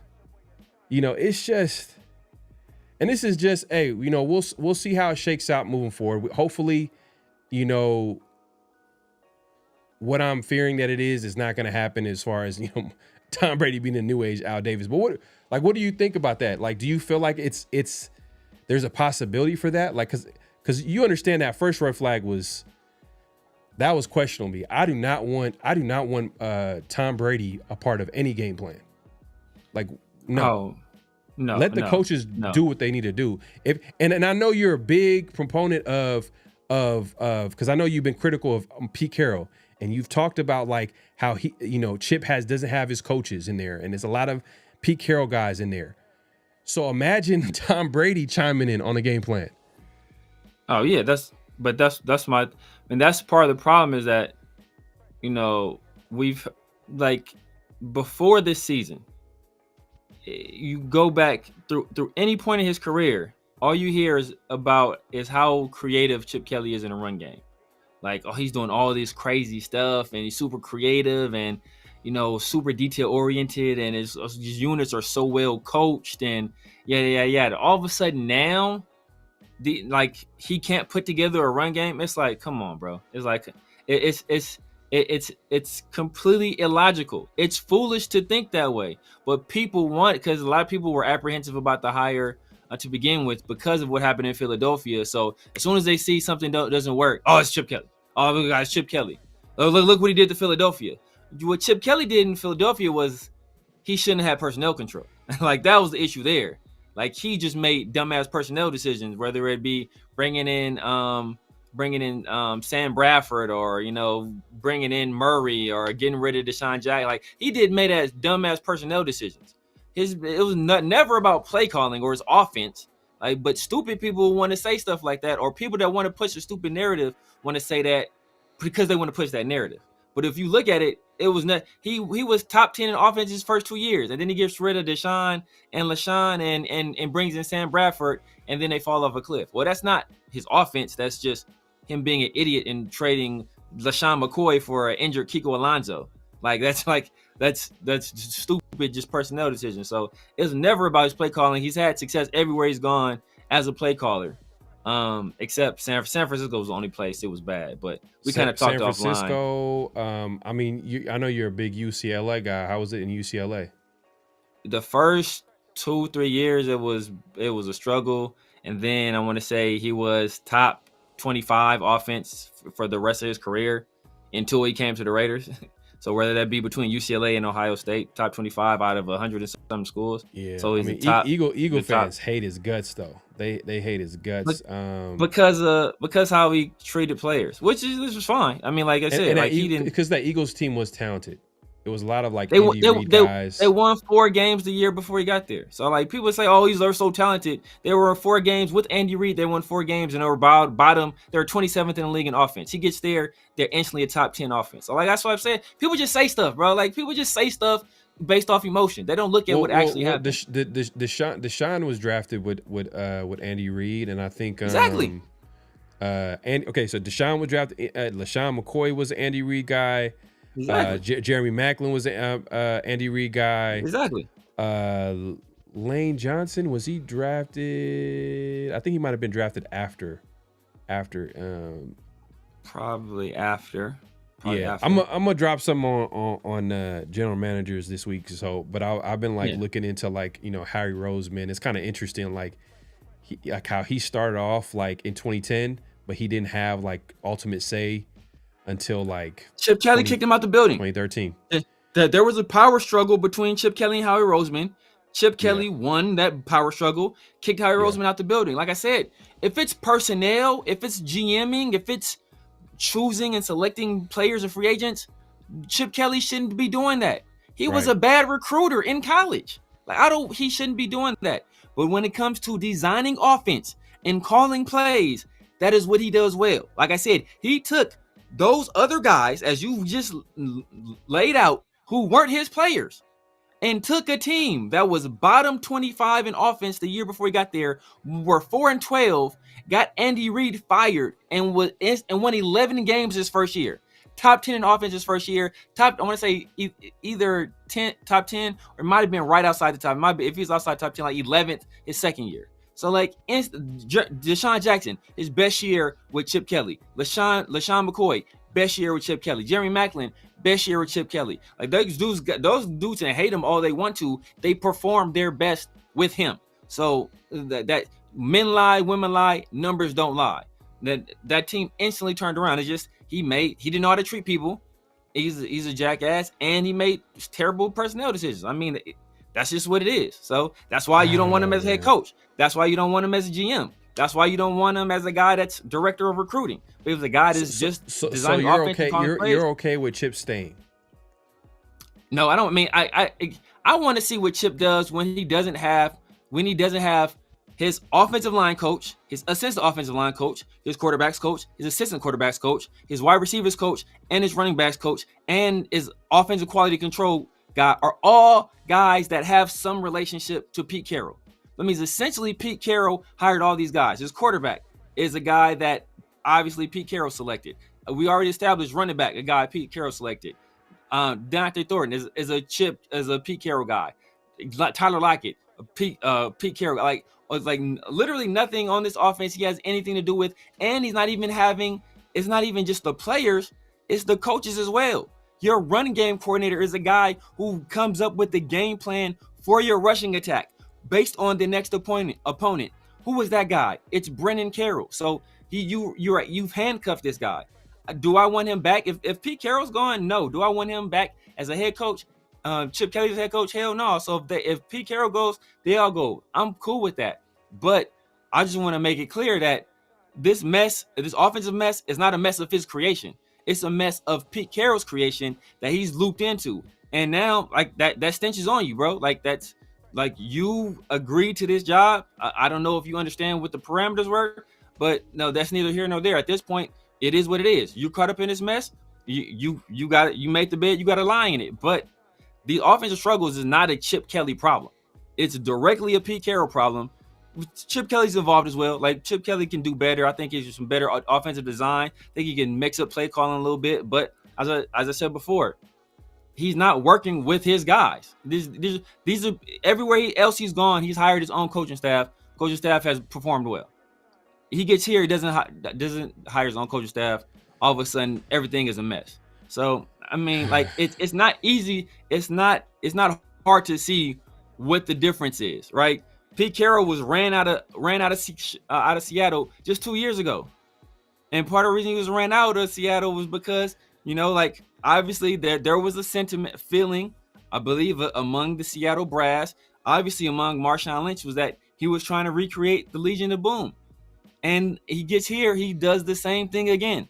So it's like it's clear where the issues are, but we just keep trying to. We see these shiny objects, like, oh, it's this style, man. Oh, it's this. Nah, bro. And there has to be a level of accountability with Chip Kelly though, with the Raiders offense this season, man. I think there's some issues that you can probably point to. I say it all the time. Play calling and play design. Like there's been some flaws there. But if you look at our design and our offense and a lot of the stuff we do, he does a lot of the exact same stuff that Shane Steichen does.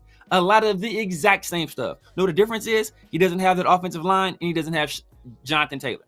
That is the biggest differences there. But a lot of the design, a lot of the play calling, very similar to what Shane Steichen is doing with the coach. Shane Steichen, we just talked about before this year, before they found Daniel Jones, and before Jonathan Taylor had this crazy year he's having now. We're like, man, Shane, there's a good chance Shane Steichen gets fired, bro. Shane Steichen gets fired.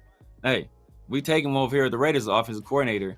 But when you get your quarterback, you get your running back to perform well, turns things around instantly. So when you say play design, are you also including that Ashton Jeanty should be blocking one of the best pass rushers in the NFL? Are you including? They did it to play, but the thing is, they did it, and they did that same thing earlier in that game. And see, that's why I know people don't pay attention to what's going on. They ran the exact same. They ran a similar scheme where they slid the protection. That play, they slid it to the right, and Ashton Jeanty was one-on-one with the pass rusher on the opposite side. And nobody did that time. He chipped the guy like you're supposed to do when you're an effing running back. Why he didn't do it in that situation, I have no idea. But earlier in the game, same scenario, he chipped the guy. Geno got the pass off. So it's like, this is not like teams do this stuff all the time. All the time. It's just that Ashton Jeanty did such a poor job that rather than say, Ashton Jeanty, you didn't do your job on this play, they say Chip Kelly. Now, would I run a play action where Geno turns his back to the line of scrimmage? I already said I don't like doing it. That's why I don't mind him not being under center, because with this offensive line, I don't really want him turning his back to the offensive line that often. And would I have Ashton Jeanty one-on-one in a play action scenario against a defensive end, any defensive end, really? Ideally, no. But it happens all the time throughout the league. So it's not some novel thing that we've never seen done before. They do it on a weekly basis. Would I do it? No. But I also wouldn't draft a running back at 6. So, I mean, that's neither here nor there. Yeah, man. I'm not gonna lie, man. If I feel like you would make a good case for the Raiders not to fire Chip Kelly if it came down to it. But I personally, I'm okay with moving on from Chip Kelly, to be honest with you. I'm just like, it's when you work clean your hands, man. Let's just get out of this. I work in the corporate world, right? There's something saying you have the A, and there's something you have the R, right? The A is you're accountable. The R is you're responsible. So is Chip Kelly responsible for what's happening or some of the stuff that's happening on the offense? No. But at the end of the day, you're the offensive coordinator, so you are accountable for it. If my kid goes out and destroys a neighborhood and breaks all the windows where I'm living in my neighborhood, am I responsible for that? No. Am I accountable for it because it's my kid? Yes. So either way, I'm paying the price for it. I might not have gone out and did it myself. It may not be my fault that it was done. But at the end of the day, I'm accountable for it. At the end of the day, Chip is accountable for all of this stuff. Is he responsible? No. But when the axe falls, it's going to fall on his head too because he's the offensive coordinator. It is what it is. Yeah. I mean, I'm not going to act like, Raiders offensive line has been good. I'm not going to act like the Raiders receivers have been good. I'm not going to act like Geno Smith has been, but I just feel like it's just a combination of everything that's going on offense. Can you make a case that Chip Kelly is not, but I think he's going to be the scapegoat though. I feel like there's a good chance it's going to be good. Like I can see Pete coming back. I can see Pete coming back and him being a scapegoat or just, Tom Brady just saying like, hey, you know what? Let's just get a younger guy in there. This is gonna take a little bit longer. I know Pete came in here like, let's win now, but this is a situation where we need to stack talent, and I'm not sure. And it's a big decision coming up. If they view it that way, it's gonna be interesting if they're gonna view it that way. Like, do they take a quarterback within the first couple of rounds? Do they take a quarterback early? Do they? I mean, like when I mean early, like do they take a quarterback in the first round? We all assume that, but what's happened the last couple seasons hasn't happened. Like we were all like, oh yeah, this is going to be the season where the Raiders draft a quarterback, and they end up like with AP, they didn't even draft one. With last year, they drafted a guy like in the 6th round, Cam Miller. That don't count. That I'm not going to count that as an attempt at getting a quarterback. So we'll see, man. We'll see what the Raiders do. Man, people in the chat, LS says they should double Bennett's pay and not let him leave in the building. You talking about Edgar Bennett? Edgar Bennett, the wide receiver coach. I think he's. I think he might be with the Jags. Yeah. Probably might have co-signed. He probably might have co-signed that trade too. I'm pretty sure.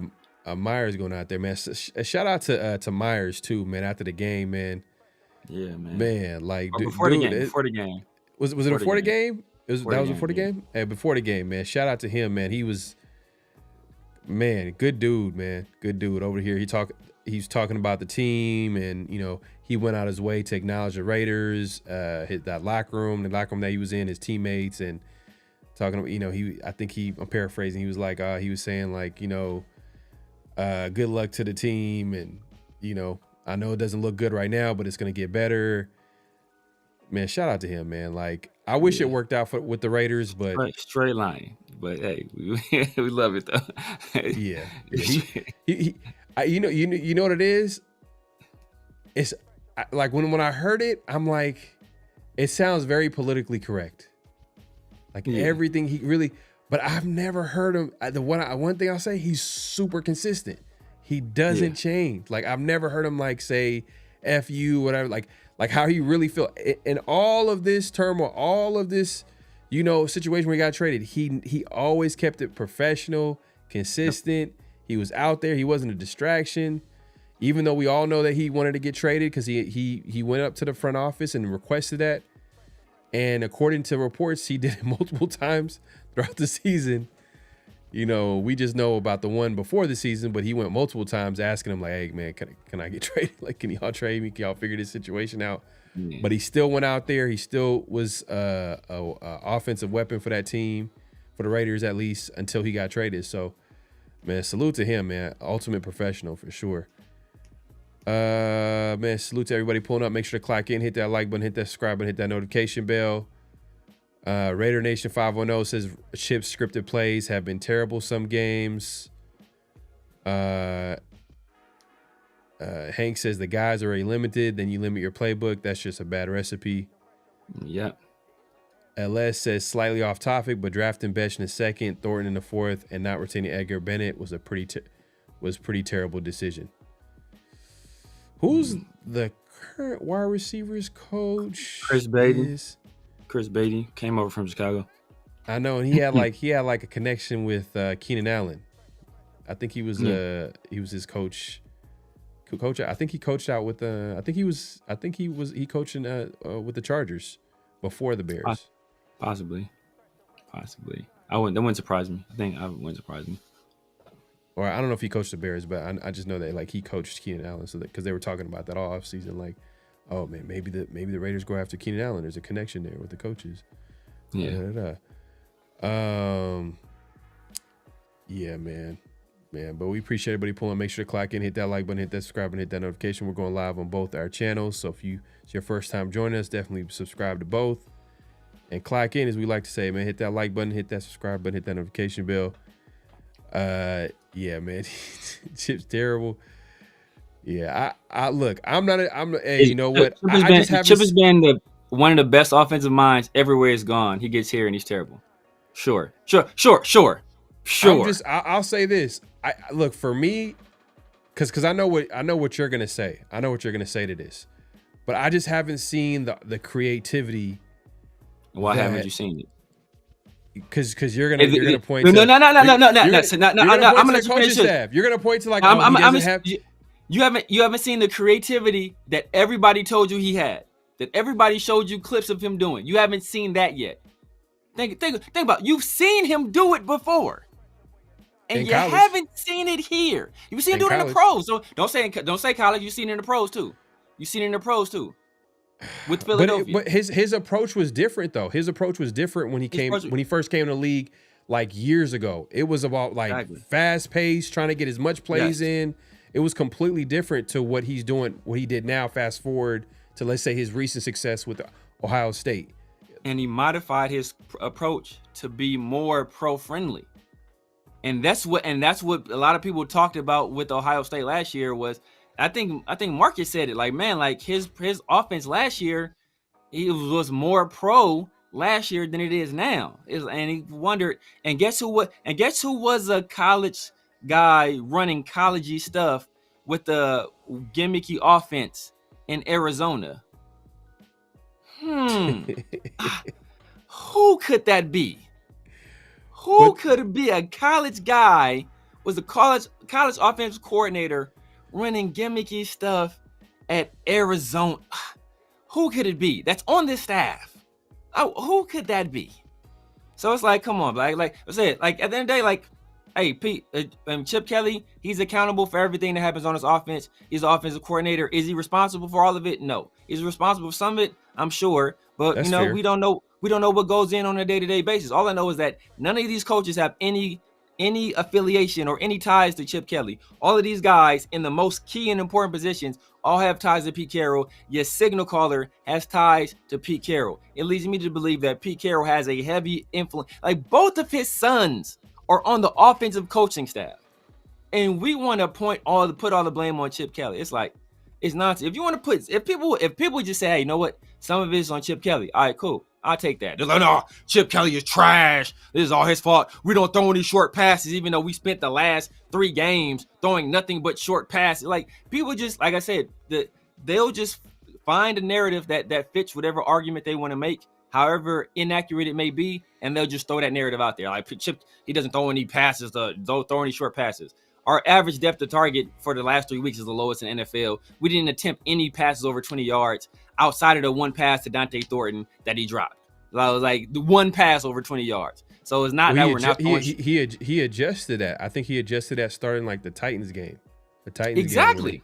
But people are saying he's not, because coming into this year, Geno Smith was supposed to be one of the best in the league at doing what? Throwing the ball deep, right? So Right. obviously we're going to design a offense where we're pushing the ball downfield. Now, when we show an ability not to be able to do that, what do? We had to adjust, partially because of Geno Smith, but also partially because of the offensive line. So that's what we did. People, he's not giving Ashton Jeanty enough carries. Ashton Jeanty is, I think I looked at something yesterday. Now, obviously, all the games hadn't been played yet, but going into Sunday, Ashton Jeanty was, I think, 4th in the league in carries. He was number 1 among rookie running backs. So it's like they have these narratives that don't fit the actual facts, but it's narratives that they have in their mind that they want to push. So that's what they throw out there. It's like, but when you actually sit down and look at it and say, oh, well, damn, he's leading he's top, even after these games, he's probably in like the 10th to 12th range in terms of carries, leading all rookies in carries. Like he's on pace to average to get like 260 some carries on the season, which is about where you would like a running back to be, especially a rookie running back coming off 400 carries in college. So it's like, all right, so it looks like the situation there being managed pretty well. So I mean, it is what it is at this point. I think there's been moment in times where I felt like, Ashton Jeanty should have been involved more. I think like the last couple of weeks, like last game, I mean, they got him involved in the pass game. They were giving him the ball in the pass game. I can't lie. And, Jeanty had that bad drop that led to an interception. So, and then the running game went downhill as soon as, like, once JPJ got hurt, I was like, oh, it's done. And I didn't even know that, like, Parham went out. Once I found out Parham out, I'm like, oh, damn, it's against that defensive front, it's going to be tough sledding. Like, it's going to be a tough matchup. Because if you think about it, like 40 yards was taken away off you can argue that call was kind of questionable on Besh, a little bit questionable. Like, it was just like, man, it was just so far removed from like the play. It was just like, and it seemed like they called it a little bit late, and it was but technically there was kind of a ticky-tacky call. But technically, he didn't let go of him, and it was just like, man, it was just. But that's just that's the growing pains of having rookies out there. They're gonna make those type of mistakes, and Besh and Thornton made a couple, some huge mistakes to take away like possible points. Like, I think if you think about it, man, you could for sure that Trey Tucker that looked like it was gonna be a touchdown if he just you know what I mean, just got his hands off the receiver. Like, all you have to do is just run the route, run the route. Exactly. Not go out there and start blocking somebody. Just run the route and get in their way. That's all you got to do. Right. That's a touchdown. Right. And then the other 2 drives, obviously he had that big drop down the field, which is like, man, that's literally what we thought that you can do at least right away, is like be a guy that can catch those deep passes, like at least year 1, be a deep threat. But he dropped that, and then obviously Besh with the bad penalty on that block, but it is what it is. It's what we want. We want the rookies to get snaps, let them get this experience, evaluate them, and then let Spytek go from there. You know what I mean? But I want to correct this real quick. LS says you could argue that this is all happening under the watch of Spytek too. Then you could have go a step further and say that Mike hired all these clowns. So we got to correct this. Because I noticed that we've said this a few times, and I know Severe, you kind of pointed it out, and this is true. I think we can all agree that Tom Brady is running the show right now. Yeah, he is like he's the guy that's above the GM and the head coach. Yeah. So if anything, Tom Brady should get some accountability. But I'm not off the Spytek train or anything like that. Like, I'm all for giving them time. What I mean. At the end of the day, like, I'm not now as far as the coaches and similar with Spytek. I think Pete Carroll's been influence on Spytek. I think he's kind of bogarted and that's kind of, and that's why Seattle pushed him out because I think he was kind of bogarting over there on John Schneider. I think part of the reason is that he's a guy that's well respected and he has a Super Bowl ring. So, when that guy says things like, he has that pull and that he has that weight to whatever he's saying. But, bro, this ain't Seattle no more. This is Las Vegas now. So just like John Schneider had to be like, yo, bro, I appreciate your input, but we're gonna put you in this corner office. Spytek, he's young, so I know it's a little bit more. It's a little more difficult for him to do that, but he got to pull that same weight. Yeah. Like, bro, I'm the GM here. I appreciate your input. I will take that into account. This is the kind of player you want, Ben. Okay, I will take that. I will put that in my notes. But I'm making these selections, so I think he has to put his foot down. And if Tom Brady, hey, he's de facto president of football operations, and essentially we talked about that before when Mark Davis was talking about, hey, he wants to hire a president of football operations. He didn't know if he was going to hire his head coach and GM before he did that. I think that was before I don't remember exactly. I don't remember if that was the AP or the Josh McDaniels, but I know he was talking about that. But that's around the same time when he also tried to sell the team or sell shares of the team to Tom Brady that the NFL originally rejected because he was selling the shares at a discount. He was selling the discount. Why? Because it was an understanding, I'm sure, that, hey, I'm selling you these shares at a discount, but I'm selling you shares at a discount because you're going to have this role on the team. Facts. And that's something he's been wanting to do forever. He's been trying to hand that ball off, and nobody was willing to take it and run. So he found Tom Brady, and it took a little while for it to be official. But when it was official, Tom Brady ran the show this past offseason. So the Pete Carroll, the Spytex, all this, apparently the Chip Kelly, all this leads directly back to Tom Brady. Like the Chip Kelly, like the more I think about it, it makes sense because there's like no connection between him and Pete.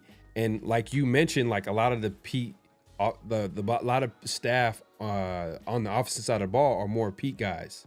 So if his sons, exactly. So but imagine if it was, there was a relationship there between him and Chip. I'm sure, like he would probably have some offensive guys on the coaching staff that Chip Kelly's comfortable with. Like there would be a little bit of an understanding there, but it just feels like they just placed Chip Kelly there. Hey, look, your highest paid guy, make it work, figure it out, whatever the case may be. But yeah. Definitely, I feel like Tom Brady should take accountability for the whole thing. To be honest with you, look, I don't know. I just feel like the role should be very clear from up top. And the thing is, the way they went about hiring they were interviewing coaches before they even announced the hiring of a GM. Yeah.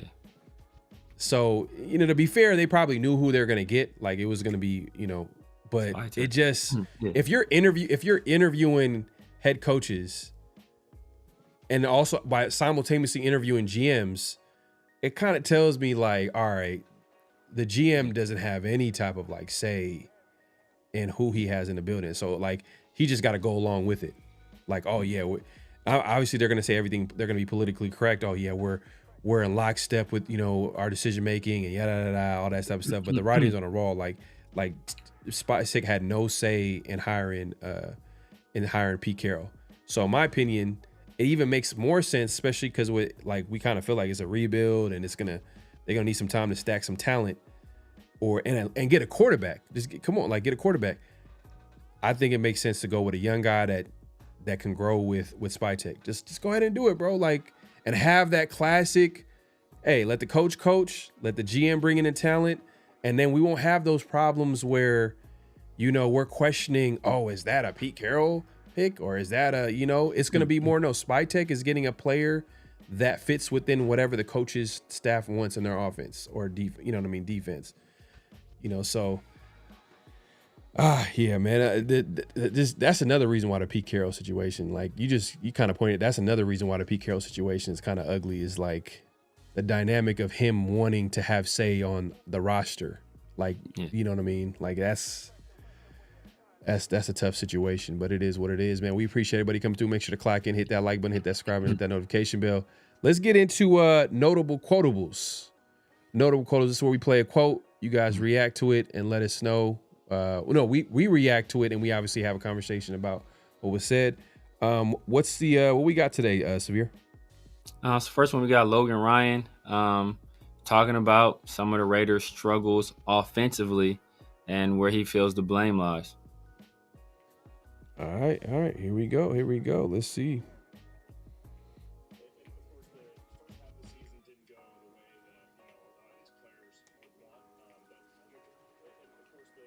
Half of the season didn't go the way, and of course the first half of the season didn't go the way that a lot of these players would want. But to a fan's perspective, it's different for a player, obviously, right? And this is y'all's job. This is your career, right? What's the mentality right now? 2-7, but keeping your head up and continue to march forward.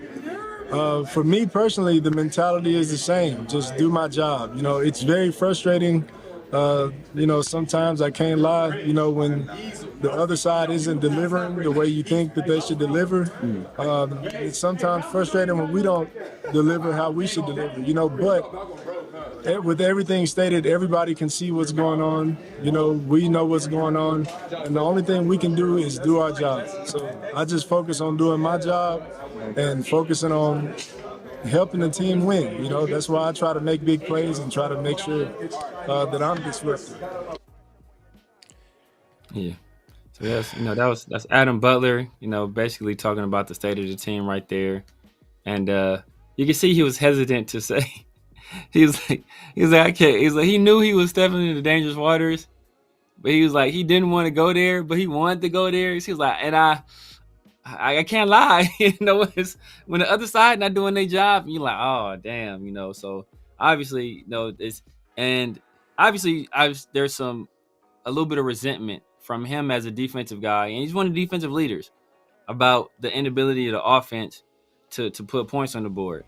And but when there starts to be that kind of resentment there, I mean, kind of who does that? I mean, I think that goes to the culture in the locker room, and who was brought here to build the culture. Yeah, I mean, at times the defense has played okay. You know what I mean? They played enough where they've given the team a chance to win in certain games. Yeah, meaning that they kept it at least close, winnable games, especially like earlier in the season. At some points, obviously, we can think about the Bears game where like the offense didn't do them any favors, where Geno had 3 interceptions and they started in literally Raider territory, and they weren't able to get points, or they held them to field goals. And it was a difference of the game last week against the Broncos. Like literally the defense, it might have ended up in a tie, 7-7 tie, the way it was looking. But obviously there was that turnover.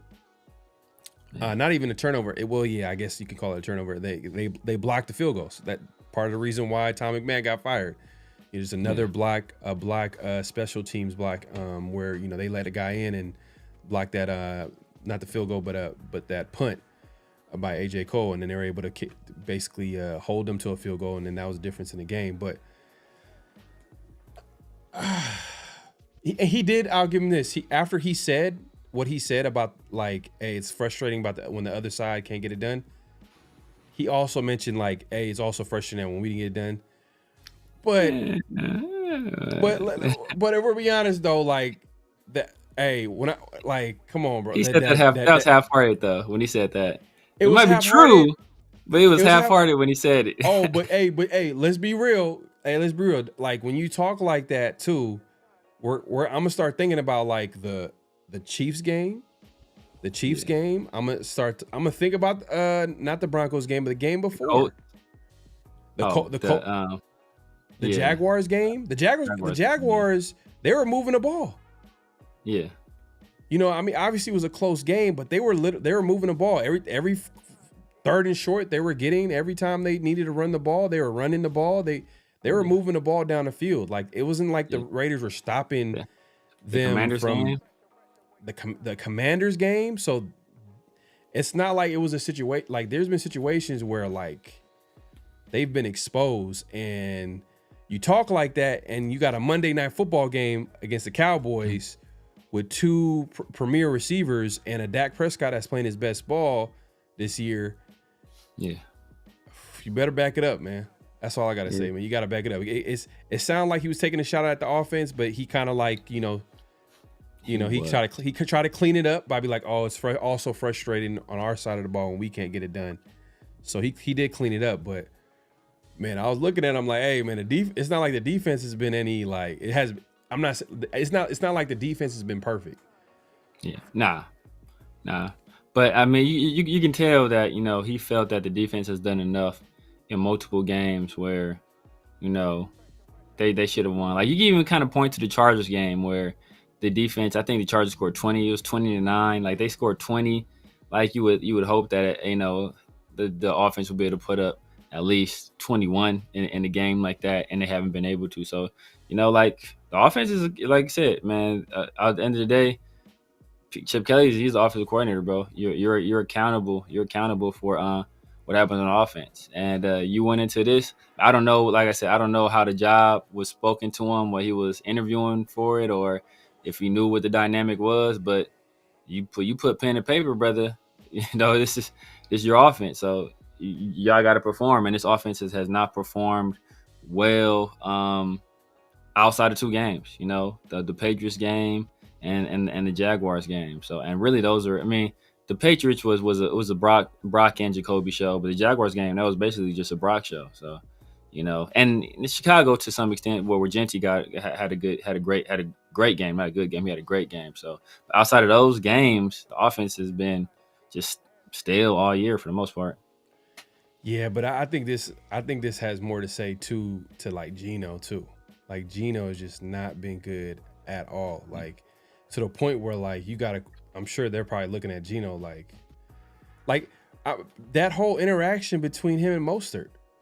Yeah, it just felt like, obviously Geno's frustrated, and it was to the point where Kenny Pickett had to get in between, like, hey, just let it go. Like you could tell, like he was trying to be a mediator. He was just like trying to like, hey, look, just chill.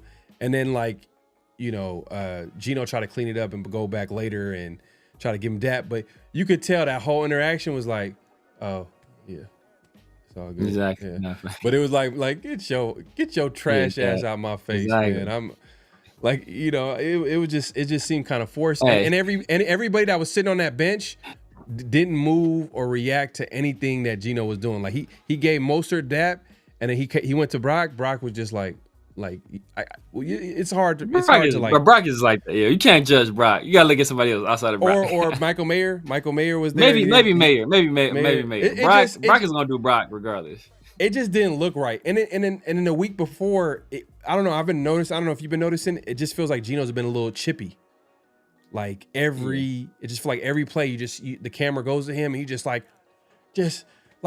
screaming at someone, yelling, just like what's going on. Like he's yelling at someone, a player, someone on the sideline, whatever. And it's like, man, bro, like you've been ass, bro. Like you've been ass. Exactly. But you need to calm down. You need to lower your volume a little bit. So I'm sorry. I'm sure at some point the locker room gonna like, hey, you need to lower your volume. Like you shouldn't be talking to anybody when you haven't been like that guy this year. You've been the reason why, for being honest, the reason why the Raiders have been losing some of these games.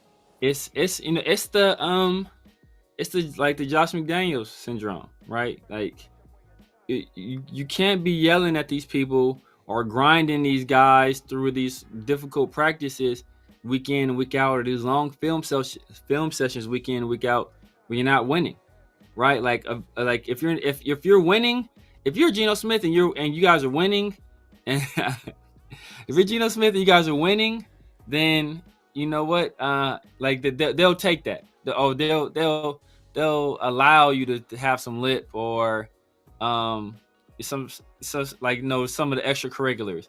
But if you're not winning, like, bro, you better calm all that down. Like I bro, you out here get your chest all puffed out, bro. You better take it down a peg or two. But the thing is, like, you gotta feel Geno on that, because I want to say if Mostert makes that block, I think Trey Tucker was open on like a little shot. It was like a little on a crossing route or something like that, where it's probably a touchdown. So if Mostert makes that block, but that's where execution comes in. So that's why I say all the time, people don't understand play calling insofar as it's black or white for people. Where if the play is a good play, or if it has success, it's a good play, and if it doesn't have success, it's a bad play. And that's not. I've been talking about this, and you can go back and look at all of our old shows. I've talked all the time. It's not necessarily about play calling. Sometimes it's about play design, but it's all about execution. Now, obviously, execution at the end of the day, that also falls back on coaches as well. But it's about execution. I can call the most perfect play in the world. In the Ashton Jeanty run, for example, I can call the excellent play. Like that was called. I think they had a run blitz. Like that was the perfect play call at that particular time. You caught him in a run blitz. Got Jeanty outside. Perfect play call in that situation. Jeanty does his job. Everybody does their job except one person messes up. Is that on Chip Kelly? No.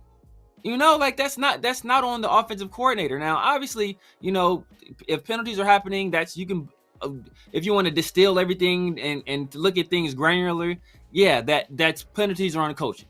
But like that's the perfect play call at the perfect time with great execution outside of one person. So it's that's kind of stuff we got to look at, but people don't look at that stuff. So yeah, I know it is what it is.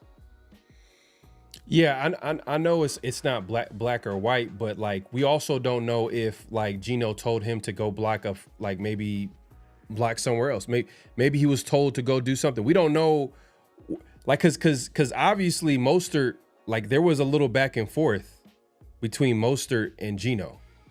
So Geno, we can easily be like, oh yeah, it was Mostert's fault because Geno's yelling at Mostert. We don't know what's said, but yeah. But the obvious would be like, oh, it's Mostert's fault because obviously the guy got through and he should have blocked him, and then Geno's yelling at him.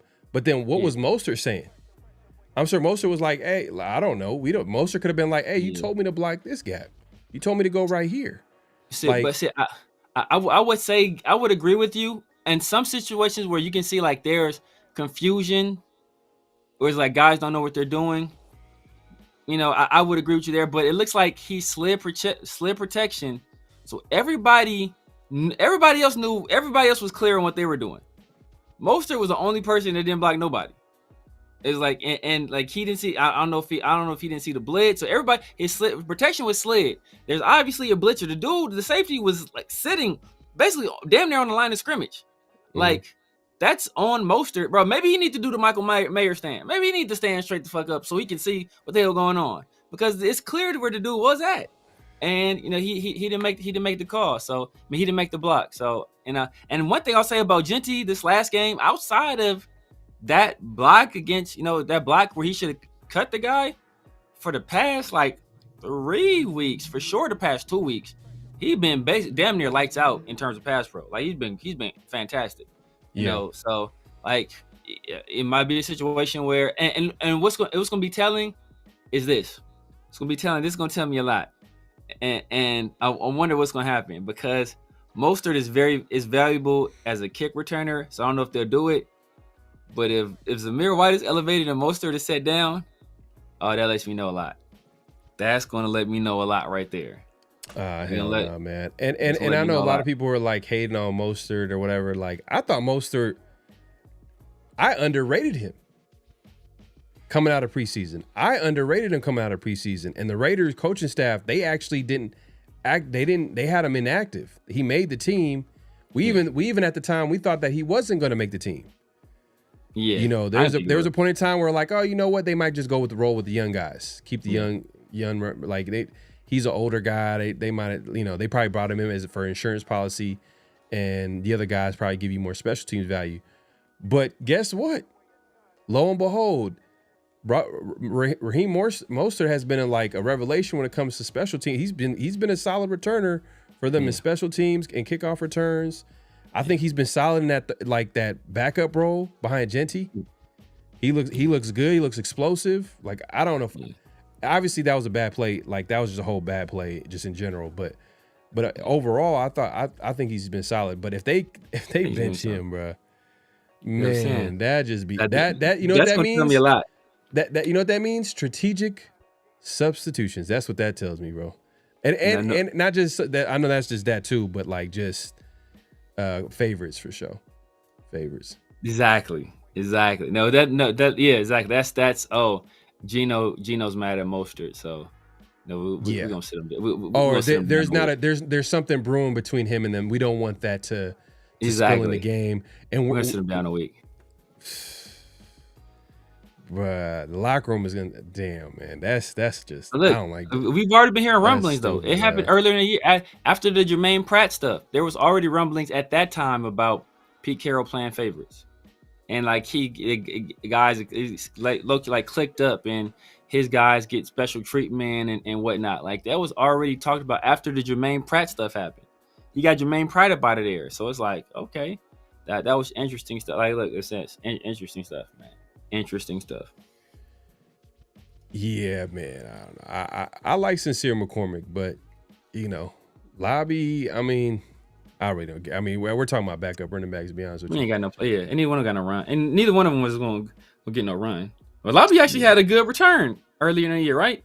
Or one or two earlier in the year. I want to say he had a real good return one time. he had a good return, and then I think he had like from on offense. I think he had like one or two catches where I was like, oh, okay, maybe. Yeah, I ain't Like worried it was about early on, but it was just like it wasn't enough. Where yeah, it's Yeah, just that's what it wasn't enough. Like Mostert is the one that I was like, oh, okay, like that's your role. No one should take your job. Like you're doing it perfectly as far as like just coming in when and just providing that little spark, explosive. Good. I think he had a first down too. I think he had a couple first downs against the Broncos. He had a first down. I think a catch where he was able to get a first down.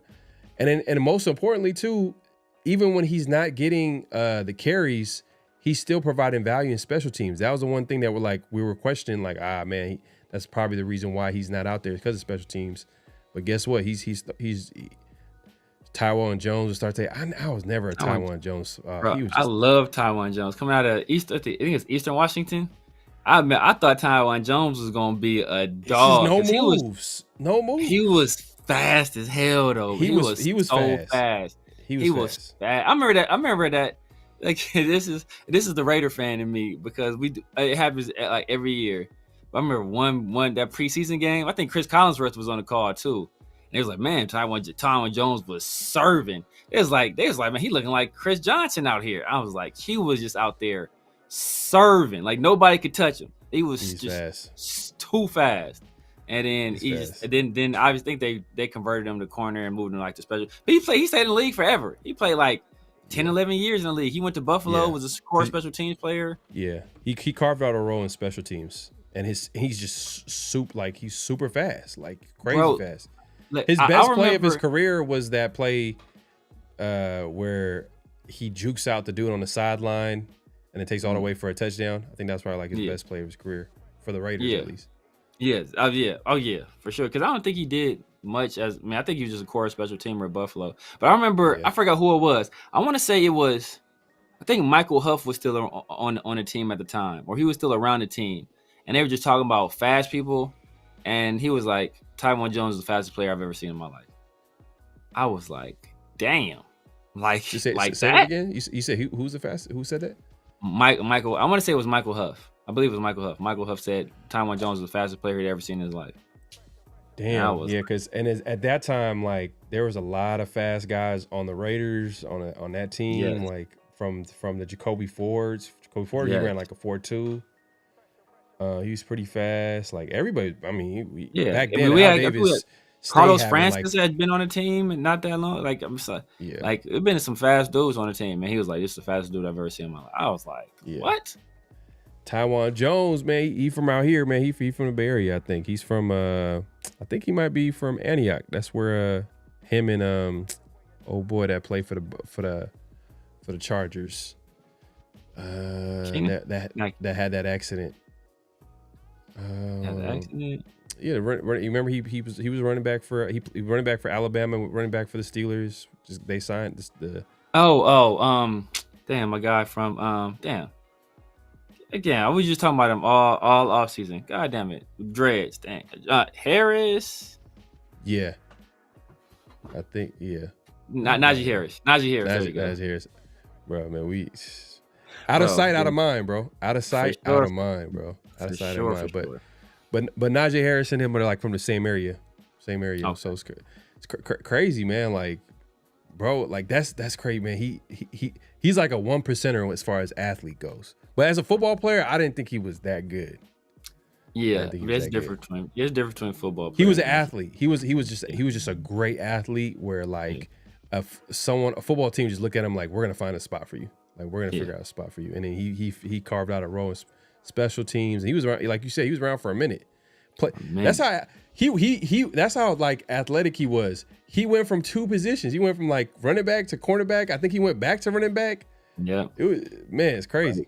Just special teamer, bro, for a year. But for Buffalo, he might have just left the league like 3 years ago. Something crazy like that, bro. He was in the league forever. Like, you wouldn't even know. Like, dude's just getting paid, making special team tackles, bro.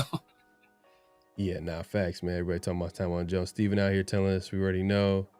Oh, yeah, Najee Harris. Hey, yeah. Appreciate it, man. Appreciate it. Yeah. He's nice talking about the other comment, I think. Raiders still in a 50-year rebuild? Man. Hey, man, like the Raiders. When it rains, it pours, man. You ain't lying, man. man. You ain't lying. 34-17 Broncos over the Chiefs. Ooh. Must be a Bronco fan. Broncos fan, yeah. Broncos fan for sure.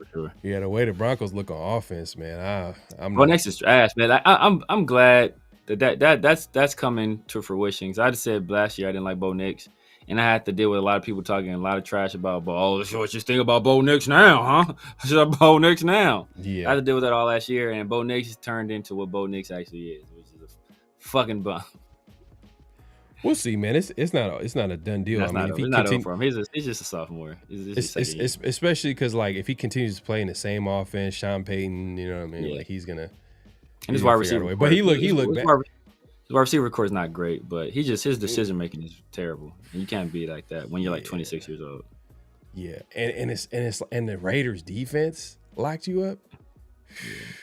Because what did I say about the Raiders defense? They'll get exposed by a good quarterback or a good offensive coordinator. Yeah. And Bo Nix right now, he couldn't expose that defense at all. He couldn't expose that defense because basically what they're trying to make you do is like basically, Patrick Graham wants you to bend but don't break. Exactly. A good they can't even do that already. They could not, bro. They can't even bend. Because I'm surprised. You know what? Adam Butler was controlling the game. That's funny. Hey, I'm surprised that they didn't even try to make an attempt to run the football. That was like weird. Like they didn't really try to, like they did, but they didn't. Like they kind of went away from it.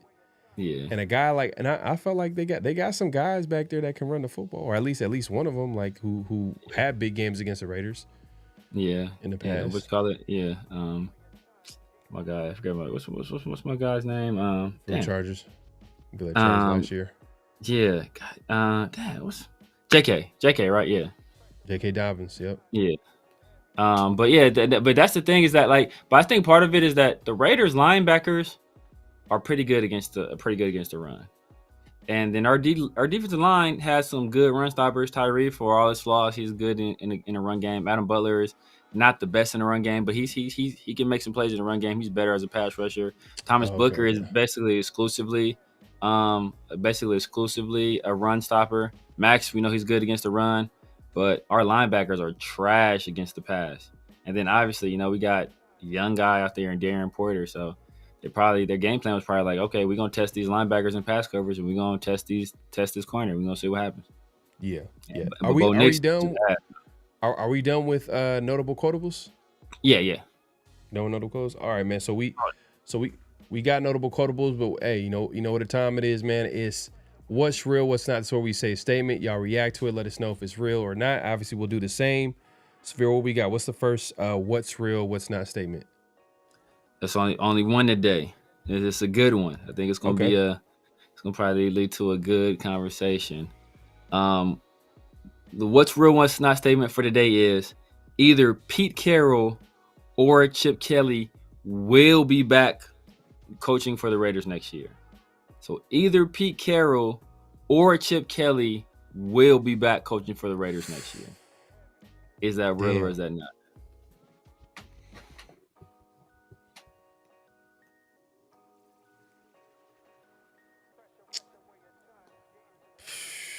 I'm gonna say it's real.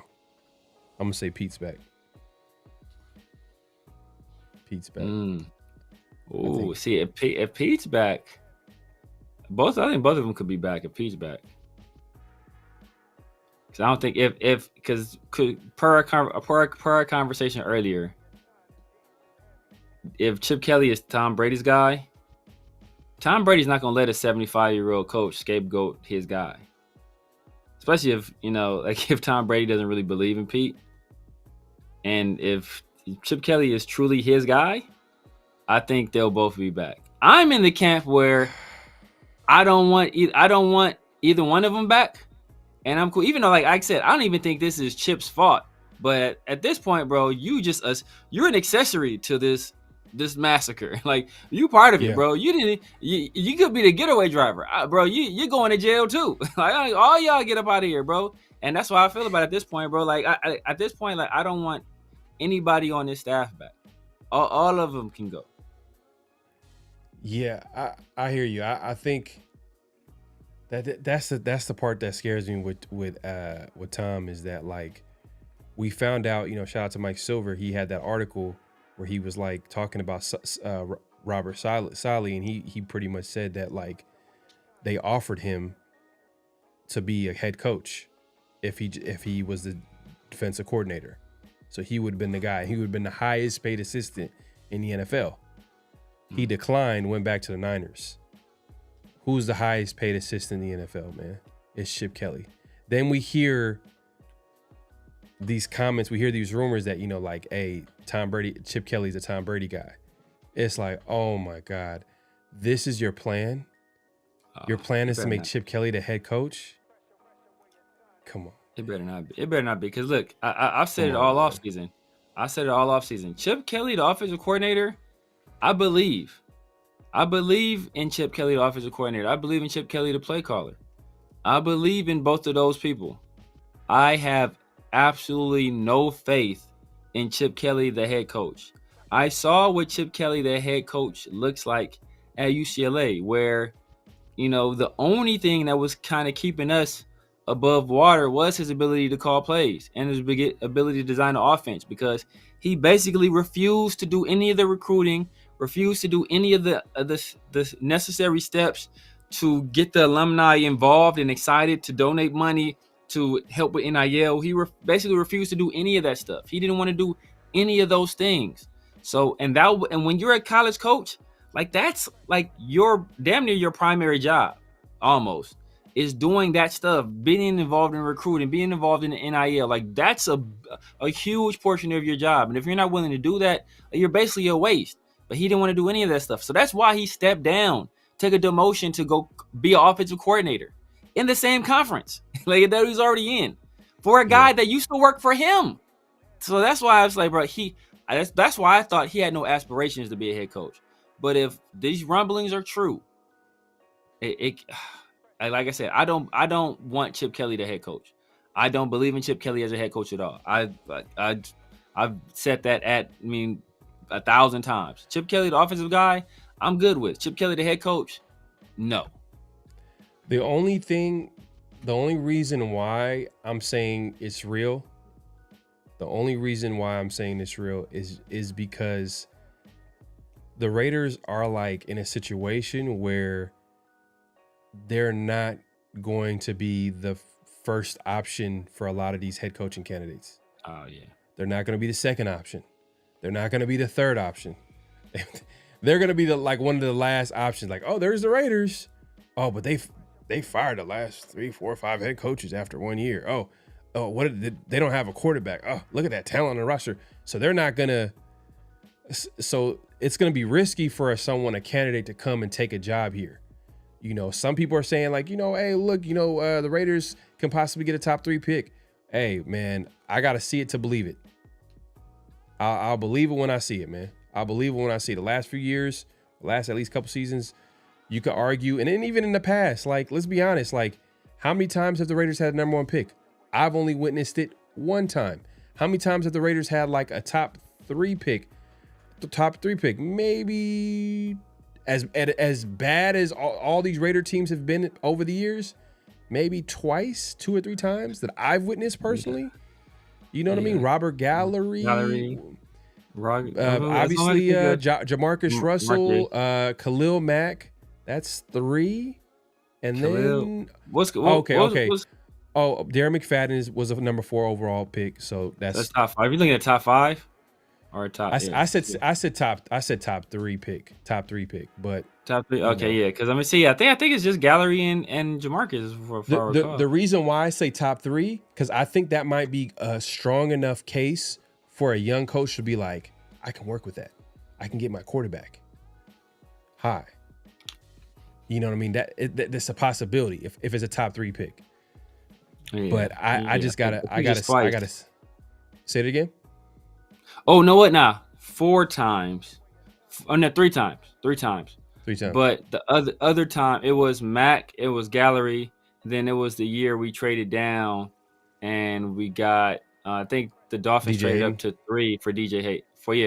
Dolphins traded up to 3 for Deion Jordan. We traded back, I think, to 9 for DJ Hayden. I think that's where we picked Hayden at. Hey, that was a tough draft, man. That was a tough draft. That draft was this. But I feel like we've talked about this before, where we look at like that 2013 draft class, and I think that might have been the draft class where DeAndre Hopkins got drafted, but he was like in a late first. Yeah. NFL draft, but it was a tough draft, man. To be honest with you. Yeah. You know what? It wasn't. Oh yeah, I had LS. I know earlier you were saying that Howie Roseman, or you said the Chip Kelly regime started with Lane Johnson, but it was Howie Roseman that drafted him. Chip Kelly didn't have personnel control until like 2015. So was he even was Chip Kelly's first year with the Eagles is 2014, right? 2014? 2013.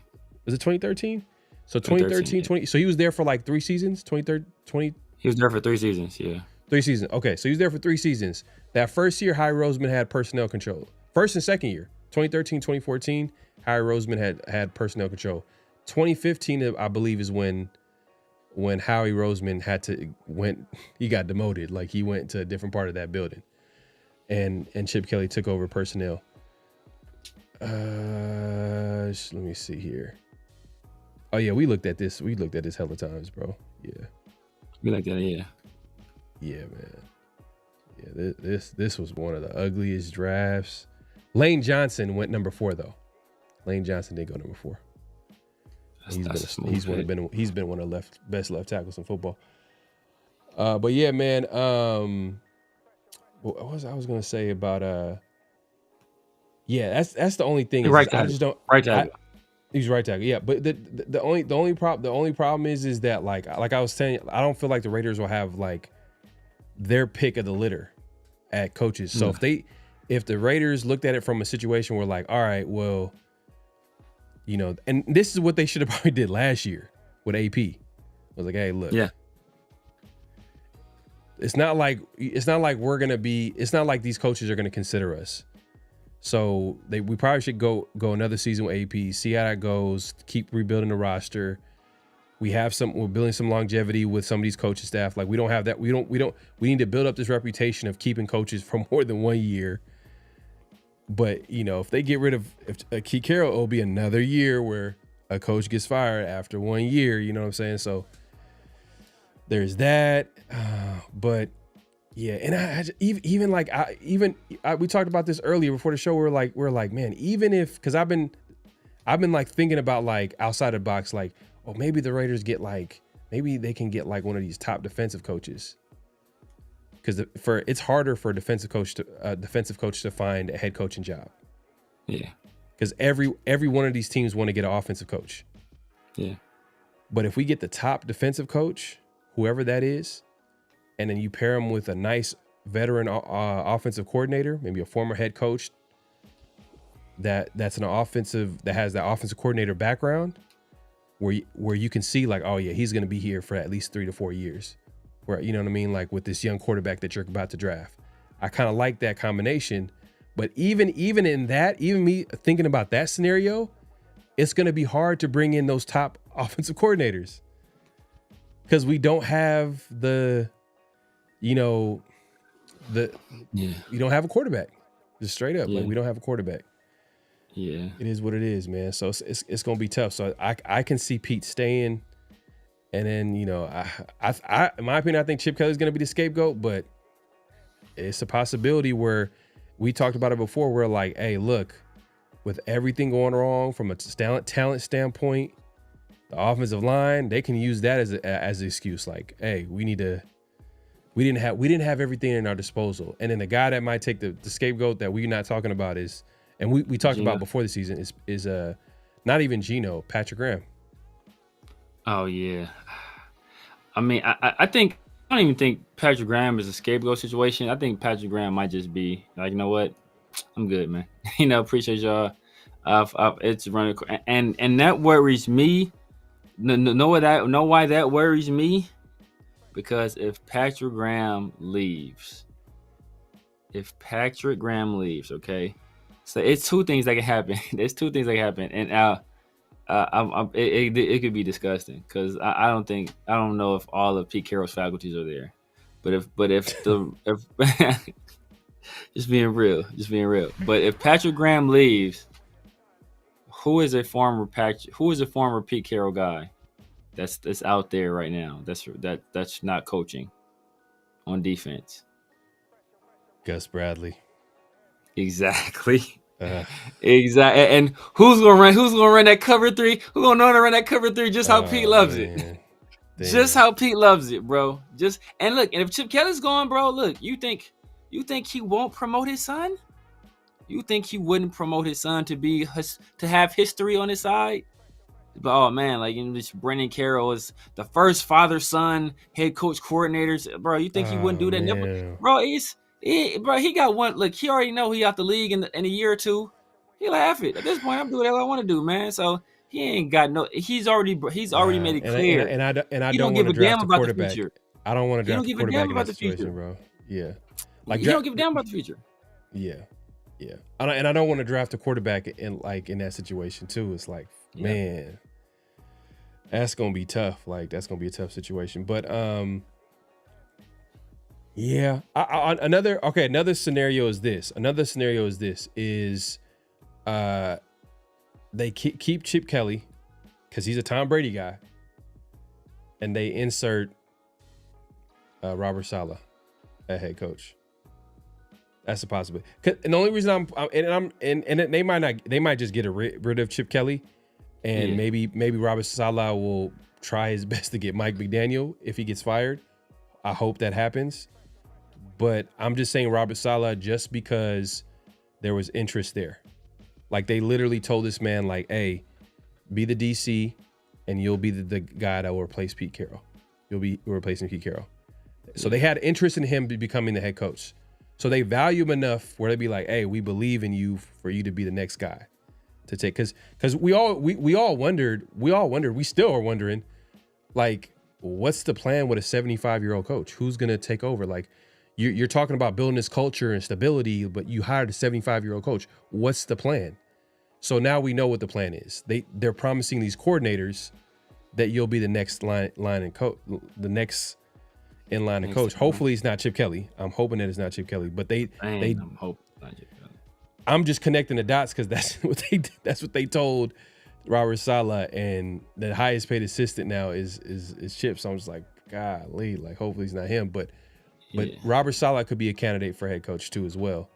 And if they do that, Robert Saleh has a connection with Mike McDaniel back in the San Francisco days. So if Mike McDaniel gets fired, that could be easily like, hey, call up his buddy. Hey, let's do this, man. Like, let's build something great here in Las Vegas. And they throw the bag at Mike McDaniel. Like, they like, hey, come to Vegas. You know what they're gonna have to do. They're gonna have to like promise him, like, you got free slots, unlimited slots. Like, bro, you got like, man, like they gotta give him. That's the state of the Raiders right now. They gotta they gotta promise of ownership. They gotta promise all types of stuff. He gets free tickets to the Cirque du Soleil, like Fat Tuesday vouchers, all kind of stuff. But like they say, if we want Robert Saleh, then that means Chip Kelly gone. Robert Saleh, he's already seen the show before where he's hamstrung with the offensive coordinator he doesn't believe in, and that's what happened with the Jets because of Aaron Rodgers. He's not going to go for a repeat of that Because I mean, that's basically essentially what cost him his job with the Jets. Him and just Zach Wilson. That cost him his job in New York. So if he goes to a destination, he's going to want to pick who his coordinators are, and I don't blame him. So that means Chip Kelly's going to be out the door. Well, I actually looked into the I looked into the Robert Saleh situation just because a lot of people were like, "Oh my God, Robert Saleh! No, he did terrible with the Jets." But I'm looking at that defense. I'm like, "Ooh, he kind of built up." Defense was clean. Yeah, he's one of the best defensive minded coaches in the NFL. And then him and the GM they were able to build up a talented defense over there with the Jets. The problem, and even some pieces on offense too. Even Breece Hall, Garrett Wilson, they had some pieces there. The problem was quarterback. And There's gonna be I don't know from what I got to do a little bit more research, but from what it sounded like the ownership wanted to get Zach Wilson. Ownership wanted to get a new quarterback in there. So who did he want though? He wanted to. I guess he want to stick it with Sam Darnold until he was comfortable taking a guy. But I don't know. It could have been like his people putting out stuff like to make him look better or whatever. But either way, the quarterback situation that's why I feel like it's very important with all these defensive coaches to get an offensive minded, not obviously offensive minded, but like a good offensive coordinator. So he can have a good enough input to like a Brian Daboll. I mean, for him to identify, Dart, him to help out. Obviously, the reason why he became head coach was because of Josh Allen and his helping him develop as a quarterback. Because we all could talk about Josh Allen was destined to be everybody was questioning the Josh Allen pick. Like when the Bills traded up to take him, everybody was questioning why the Bills reached and this, that, and the third. And to be honest with you, first year was all right. Second year, he had 20 touchdowns, 9 interceptions. There was an improvement. But that third year that shut everybody up. Yeah. His best year statistically, I think he had 45 total touchdowns, 37 passing, 8 rushing. Rest is history. And Brian Daboll played a hand in developing Josh Allen and also the early success of Cam Dart, identifying him. Joe Schoen, there's literally a clips. It's crazy, man. In the world we live in, they videotape everything. And there's literally clips of Joe Schoen basically telling the coaching staff, hey, this is your guy. You guys checked every box with him. This is your guy.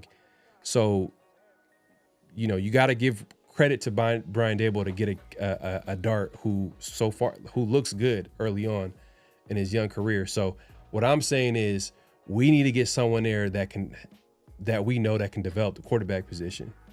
Mike McDaniel, I love him as an offensive-minded coach, but what do you think about him as a guy that develops that quarterback position? Do you feel like every good offensive coordinator is good at developing the quarterback position, or are there just specific guys that you want for that role? There's specific guys that you want for that role, but I think Mike McDaniel got the best out of Tua. I don't think there's anybody that you could have put Tua with where Tua would have been better. He inherited him too. He didn't inherit him too. Exactly. Yep. So you can say, hey, Tua hasn't been great, but he is the one that kind of changed the narrative on Tua, where people are like, oh man, Tua's a bust. He's trash. He ain't gonna never be good. And Mike McDaniel, but Brian Flores didn't want him, right? Brian Flores went out of the way to put I don't want this kid. And then Mike McDaniel got there and turned Miami into a legit team, turned Tua into a legit player, year one. So I think he maximized him as a player. So does that translate to another quarterback, or is that just a one-time deal? I don't know, but I know that a guy that a lot of people had given up on early in his career, he was able to get the most out of. And yet and still, if Tua wasn't for all the concussions and all the injuries, we don't know what the Dolphins would have been as a team, before Tua has kind of imploded as of late. So I think Mike McDaniel is a guy who could be up for the job. What type of quarterback? Because Brian Daboll, I like with him. You know what I like him a lot too, because he can work with these athletic quarterbacks. Yeah, he can work with them, and that's what gives me like, oh man, like the Raiders can have their own version of fill in the blank athletic quarterback that will be productive, will be a beast with a Brian Daboll, just because it seems like he's figured out a way to like get the best out of them while they develop as a passer.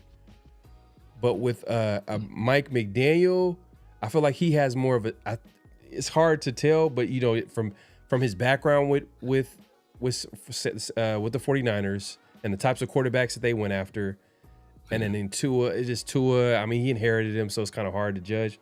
But like, what kind of quarterback? I mean, what kind of quarterback would you say would fit with him?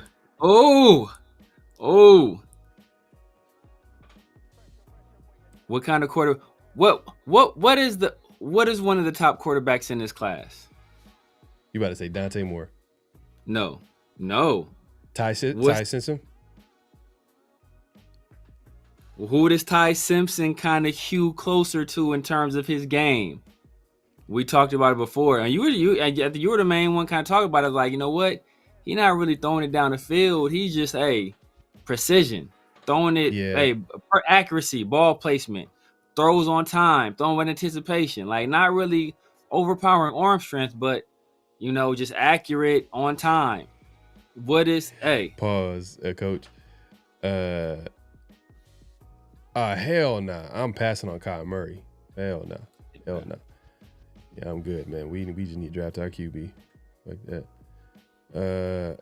But Mendoza, Mendoza. I can see Mendoza too. Making it work with Mendoza. I can see. I think. But Ty Simpson for sure. But I think he'll eventually run into the same problems with Mendoza he's running with Tua, where it's like, you ain't no leader, bro. So like this ChatGPT stuff only works. So you know, when you winning, when you front running, I don't want to hear like, oh, my offensive line it's a great job, and you know, like that, bro. Like, I don't want to hear that. Like, you ain't motivating nobody, brother. So like, that's part of it. People don't want to look at that. People don't want to look at that intangibles. That stuff matters. And that's what separates. That's what separates the quarterbacks in this league. And the people talk about the it factor. Mendoza has the opposite of the it factor. Can he play football? Yeah, but that's not all that matters. Especially when you're supposed to be the leader. Especially when you be the leader of one side of the ball. Even Simpson scares me just because of like the experience. Yeah. And remember, we like a couple of shows, or if not last week or a couple weeks ago, I was telling you about like I was looking at this article where they were looking at like all of the quarterbacks from the past 10 years and their experience. And like the guys with like the amount of starts that like a Ty Simpson is projected to have if he were to go into the draft this year, a lot of those guys are not really successful. Probably the most successful out of the bunch might be Mac Jones, maybe. That's another guy though. I'm not gonna lie. Like I can see if they went for like a free agent stopgap and then drafted a guy. Let's say they got rid of Geno and Pete Carroll and everybody, right? Mike McDaniel becomes offensive coordinator. Mac Jones, just with his success with Kyle Shanahan and Mike McDaniel's, he's from that coaching tree, so maybe he could probably like, hey, you know what, that could be a veteran in the room, and then we can draft a guy at some point, maybe if it's their first round. If not, then obviously at some point in the draft. But yeah, Ty Simpson is just the experience part that gets me. But I mean, he's showing everything that he's doing. He's doing things where he looks like he can play. He could be good right away. Yeah, and he's a little older too, a little more mature. Yeah, but it's just like I don't know if there's ever been a quarterback with his amount of starts to be like. Yeah. And that's that. Because less than when you get to when I was looking at the data, it was like less than 20 starts. Whew, it's shaky. Yeah. Put it this way, I think the worst was like Anthony Richardson. He had 13 like 9 starts. 13 or 9 starts. It was like something. It was bad. Yeah. And like we've seen how like his development curve is crazy. Another guy that didn't have a lot of starts was who's the quarterback that the Bears drafted years ago. Mitch Trubisky. Trubisky was another guy that didn't have a lot of starts like that. We all know what happened to him. He flamed out. The thing that's different about both of those guys are that, and I mean it could kind of go both ways, work both ways. But things about Mitch Trubisky and about Anthony Richardson, I shout out to my guy Ellis, man. Take it easy. Thing about that's different about those guys is that those guys were like traits guys, where it's like, man, you see the potential, and if we can just get them to play the quarterback position the right way, we can, And Ty Simpson he's like the inverse of that, where it's like, okay, man, we know this guy can play. Does he have the overwhelming physical tools? And that's what you worry about drafting a guy that high that doesn't have the physical tools. It's like, there's always going to be kind of a limit on what he is. But, Kirk Cousins doesn't have all those physical tools. He was a good quarterback for a long time. Obviously, we talked about Drew Brees, same way. Tua, same way. He can move. Yeah. I'm not saying like I mean more so like arm talent type stuff. But he's mobile. He's mobile. He's like more than mobile enough to hurt you with his legs. But I mean like arm talent wise, like he doesn't have that. He's not throwing frozen rope out there. So no, for sure, for sure. His game is like accuracy, timing, anticipation. You know what I mean? Like he's a smart quarterback. I could see like a Tom Brady liking him. Like Tom Brady, but oh my God, this is exactly how. You already know how Tom Brady. The position should be played. Like Tom Brady's gonna like any quarterback that's similar that plays to him. Like he's gonna want him drafted, bro. Like he's gonna want his. We know who Tom Brady's gonna fall in love with, bro. Tom Brady's gonna fall in love with Mendoza, bro. He's gonna fall in love with. He's gonna talk to Mendoza. Oh my, this guy's got it all figured out. Damn, why couldn't this be like a draft where there was like clear cut, like there's like 2 or 3 guys, man. But this is just not one of them drafts. It's just like. There's some top guys, but then it's like they're not like it's not like it's a camp. They're not can't miss prospects. It just is what it is, bro. It might be Sorsby, bro. It might be Arvell Reese, Bain. If we repeat the 2014 draft, I have no problem with that because, and it's hella funny too. Like the questions for Sorsby. Is like he's kind of similar to like Derek Carr in that he got arm talent, but he's way more athletic. Like not even close. Like he's mobile. Like he could like literally has games where he has over 100 yards like rushing. Like you know what I mean? Like easy. Like and he's doing dead legs and breaking people. Like he's a natural runner. But he's like a way more athletic Carr, arm talent, similar. You know what I mean? Maybe Carr has strong arm. I don't know. Maybe similar arm talent to me. But the questions are with him is like his footwork, his mechanics a little bit, like those things need to get work. Because Carr, he had those issues where he didn't step up in the pocket. You know what I mean? Like you know what I mean? Kind of. I think a coach like Mike McDaniel, that's where. He's a nerd like that, so I think that's where his coaching would, hypothetically, that's where his coaching would come in and be like, if Mike McDaniel did that, bro, sign me up, man. We're gonna be good, bro. We're gonna be good. Yeah, at least watchable on Sundays, because right now we're not even watchable. You can't even watch it. The last 3 years. Last 3 years, you can't even watch a game. Like it's hard to watch a game. I mean, last 2 years for sure. Like that 2022 season, it was like a little bit interesting. Devontae and like what's his name? Jacobs was like had his best season of his career. What like you was pissed at Jacobs last game? Yeah, the Monday Night Football game. What? Because he didn't get the 4th and 1. Because the fumble. Oh, the fumble. That's what killed it. It's like there's. And your boy gained a game this week. I'm just gonna say, like, I gained a game this week. Yeah, you got it. Yeah.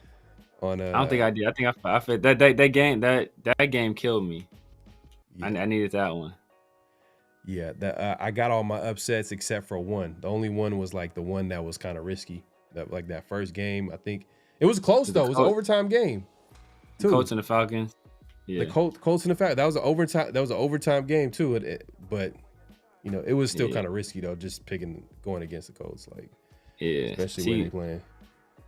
Liam Cohen sold that game, the Jags game. That's what I'm saying, man. Liam Cohen, he be doing some stupid shit, bro.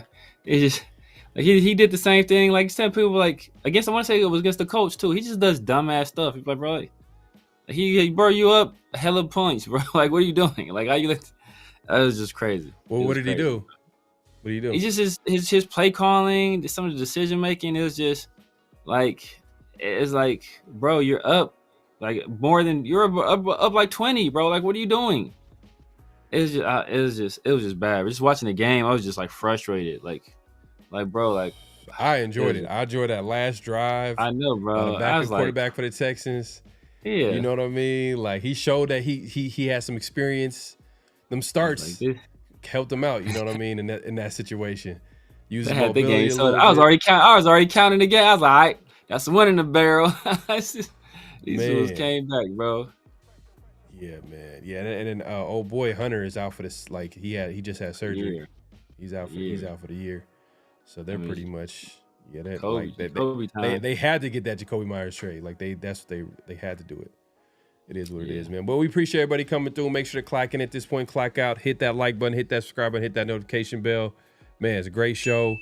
Appreciate the conversation. We as usual, we just like to come here and talk Raider football, and obviously, you know, we'll talk about other stuff as well, but you know, it's mainly about the Raiders. But yeah, man, like I said, the expectations for me this season is basically draft positioning. I'm being honest. Draft positioning, and then I want to see some of these young players grow, get better, show some type of potential, and then, you know, it makes it easier for Spytek to get more talent to the roster, because now he doesn't have to address certain positions just because, like, okay, these guys showed something, so you don't have to like double down and get more at this position. But hey, I think there's going to be a big need at wide receiver though, for sure. You know, no one wants to admit that because we know we want to focus on the trenches, but if we're talking about BPA, you know, if we're talking about BPA early, that's a possibility too. Because Arvo Reese, as much as we talked about, like we'd be happy with taking him in the first. 3. I just seen the Athletic Dane Brugel has him as the #1 prospect, so like he might go within the top 3. Yeah, especially in a weak quarterback class. That's what's sucks. In a weak quarterback class, that's what's like, man. If you're a weak quarterback class, bro, people won't be like, so they're like, all right, we'll wait. That other people will have that same thought, like, all right, we'll just wait. We just wait. Especially if like guys like Seller, like high ceiling players are going to be available around like second or third, like, because it's all about value. And that's like your main point in what I was talking about too as well when we were talking about the draft. It's like, yeah, you can't take a running back high. It's all about value. Yeah. But like, I just hope the Raiders don't, because it sounds like, I don't know. We can continue this conversation. I just don't want them to. They did it with the Raiders, but hopefully this year, if they remove like the outside voices that Spytek had to listen to the first year, maybe he'll focus on bringing in like the right guys, man. So whoever that is. But Severe, man, let the people know where they can find you, what to look forward to, all that good stuff. You guys know what it is, man. The Severe Raider here on YouTube, Snapchat, TikTok, X, IG, everywhere. The Severe Raider, man. How's your boy? Tuesdays and Thursdays with my guy PharoahNFL on the 50/50 show and around the Shield. And Sundays and Wednesdays in the Raider War Room, my guy Chris Protect the Shield and 805 Raider. And I didn't do a show yesterday, but depending if I go to Vegas on Monday, I'll let you guys know. If I don't go to Vegas on Monday, I'll probably do a show, but I might end up going to Vegas. But if nothing else, man, make sure you hit those notification bells so you guys are notified when I go live. Before you get up out of here, make sure y'all clock in, or as we say, clock out as you leave. And you know, hit up both channels and do the same thing. Yes, sir. You about to be around them Cowboy fans on Monday Night Football. I couldn't do it, man. That's if I go, man. I'm debating, man. I'm debating. I can't do it, but hey, look, have a good time if you go out there, man. Just enjoy your time. That's just focus on, have positive thoughts, man. It's not about the wins and losses at this point. Strategic substitutions. I'm gonna swing by Raiders facility, man. We get some pictures. Hey, there you go, man. But yeah, we appreciate everybody coming through. Definitely clock out, hit that like button, hit that subscribe, and hit that notification bell. If you haven't already, definitely subscribe to the channels. Also, head over to Around the Shield on X and IG. If you haven't, give a follow on both those pages. Make sure you do that for the latest Raider news, podcast clips, memes, all that good stuff. And just to keep up to date with Raider stuff, definitely give a follow on X and on IG. And then, am I forgetting anything? Tune in this Thursday. We'll be back at it again. We'll have a special guest. You don't want to miss it. Around the Shield this Thursday. And we'll continue that conversation, especially ahead of the Monday Night Football game against the Cowboys. And yeah, man, we'll see you this Thursday. Any last thoughts before we head out, Severe? Nah, man. Yes, make sure y'all tap in this Thursday, man. Should be a fun show. Yes, sir. All right, man. We out of here, man. Peace. Just win, baby. Hello? You play to win the game. You don't play to just play it.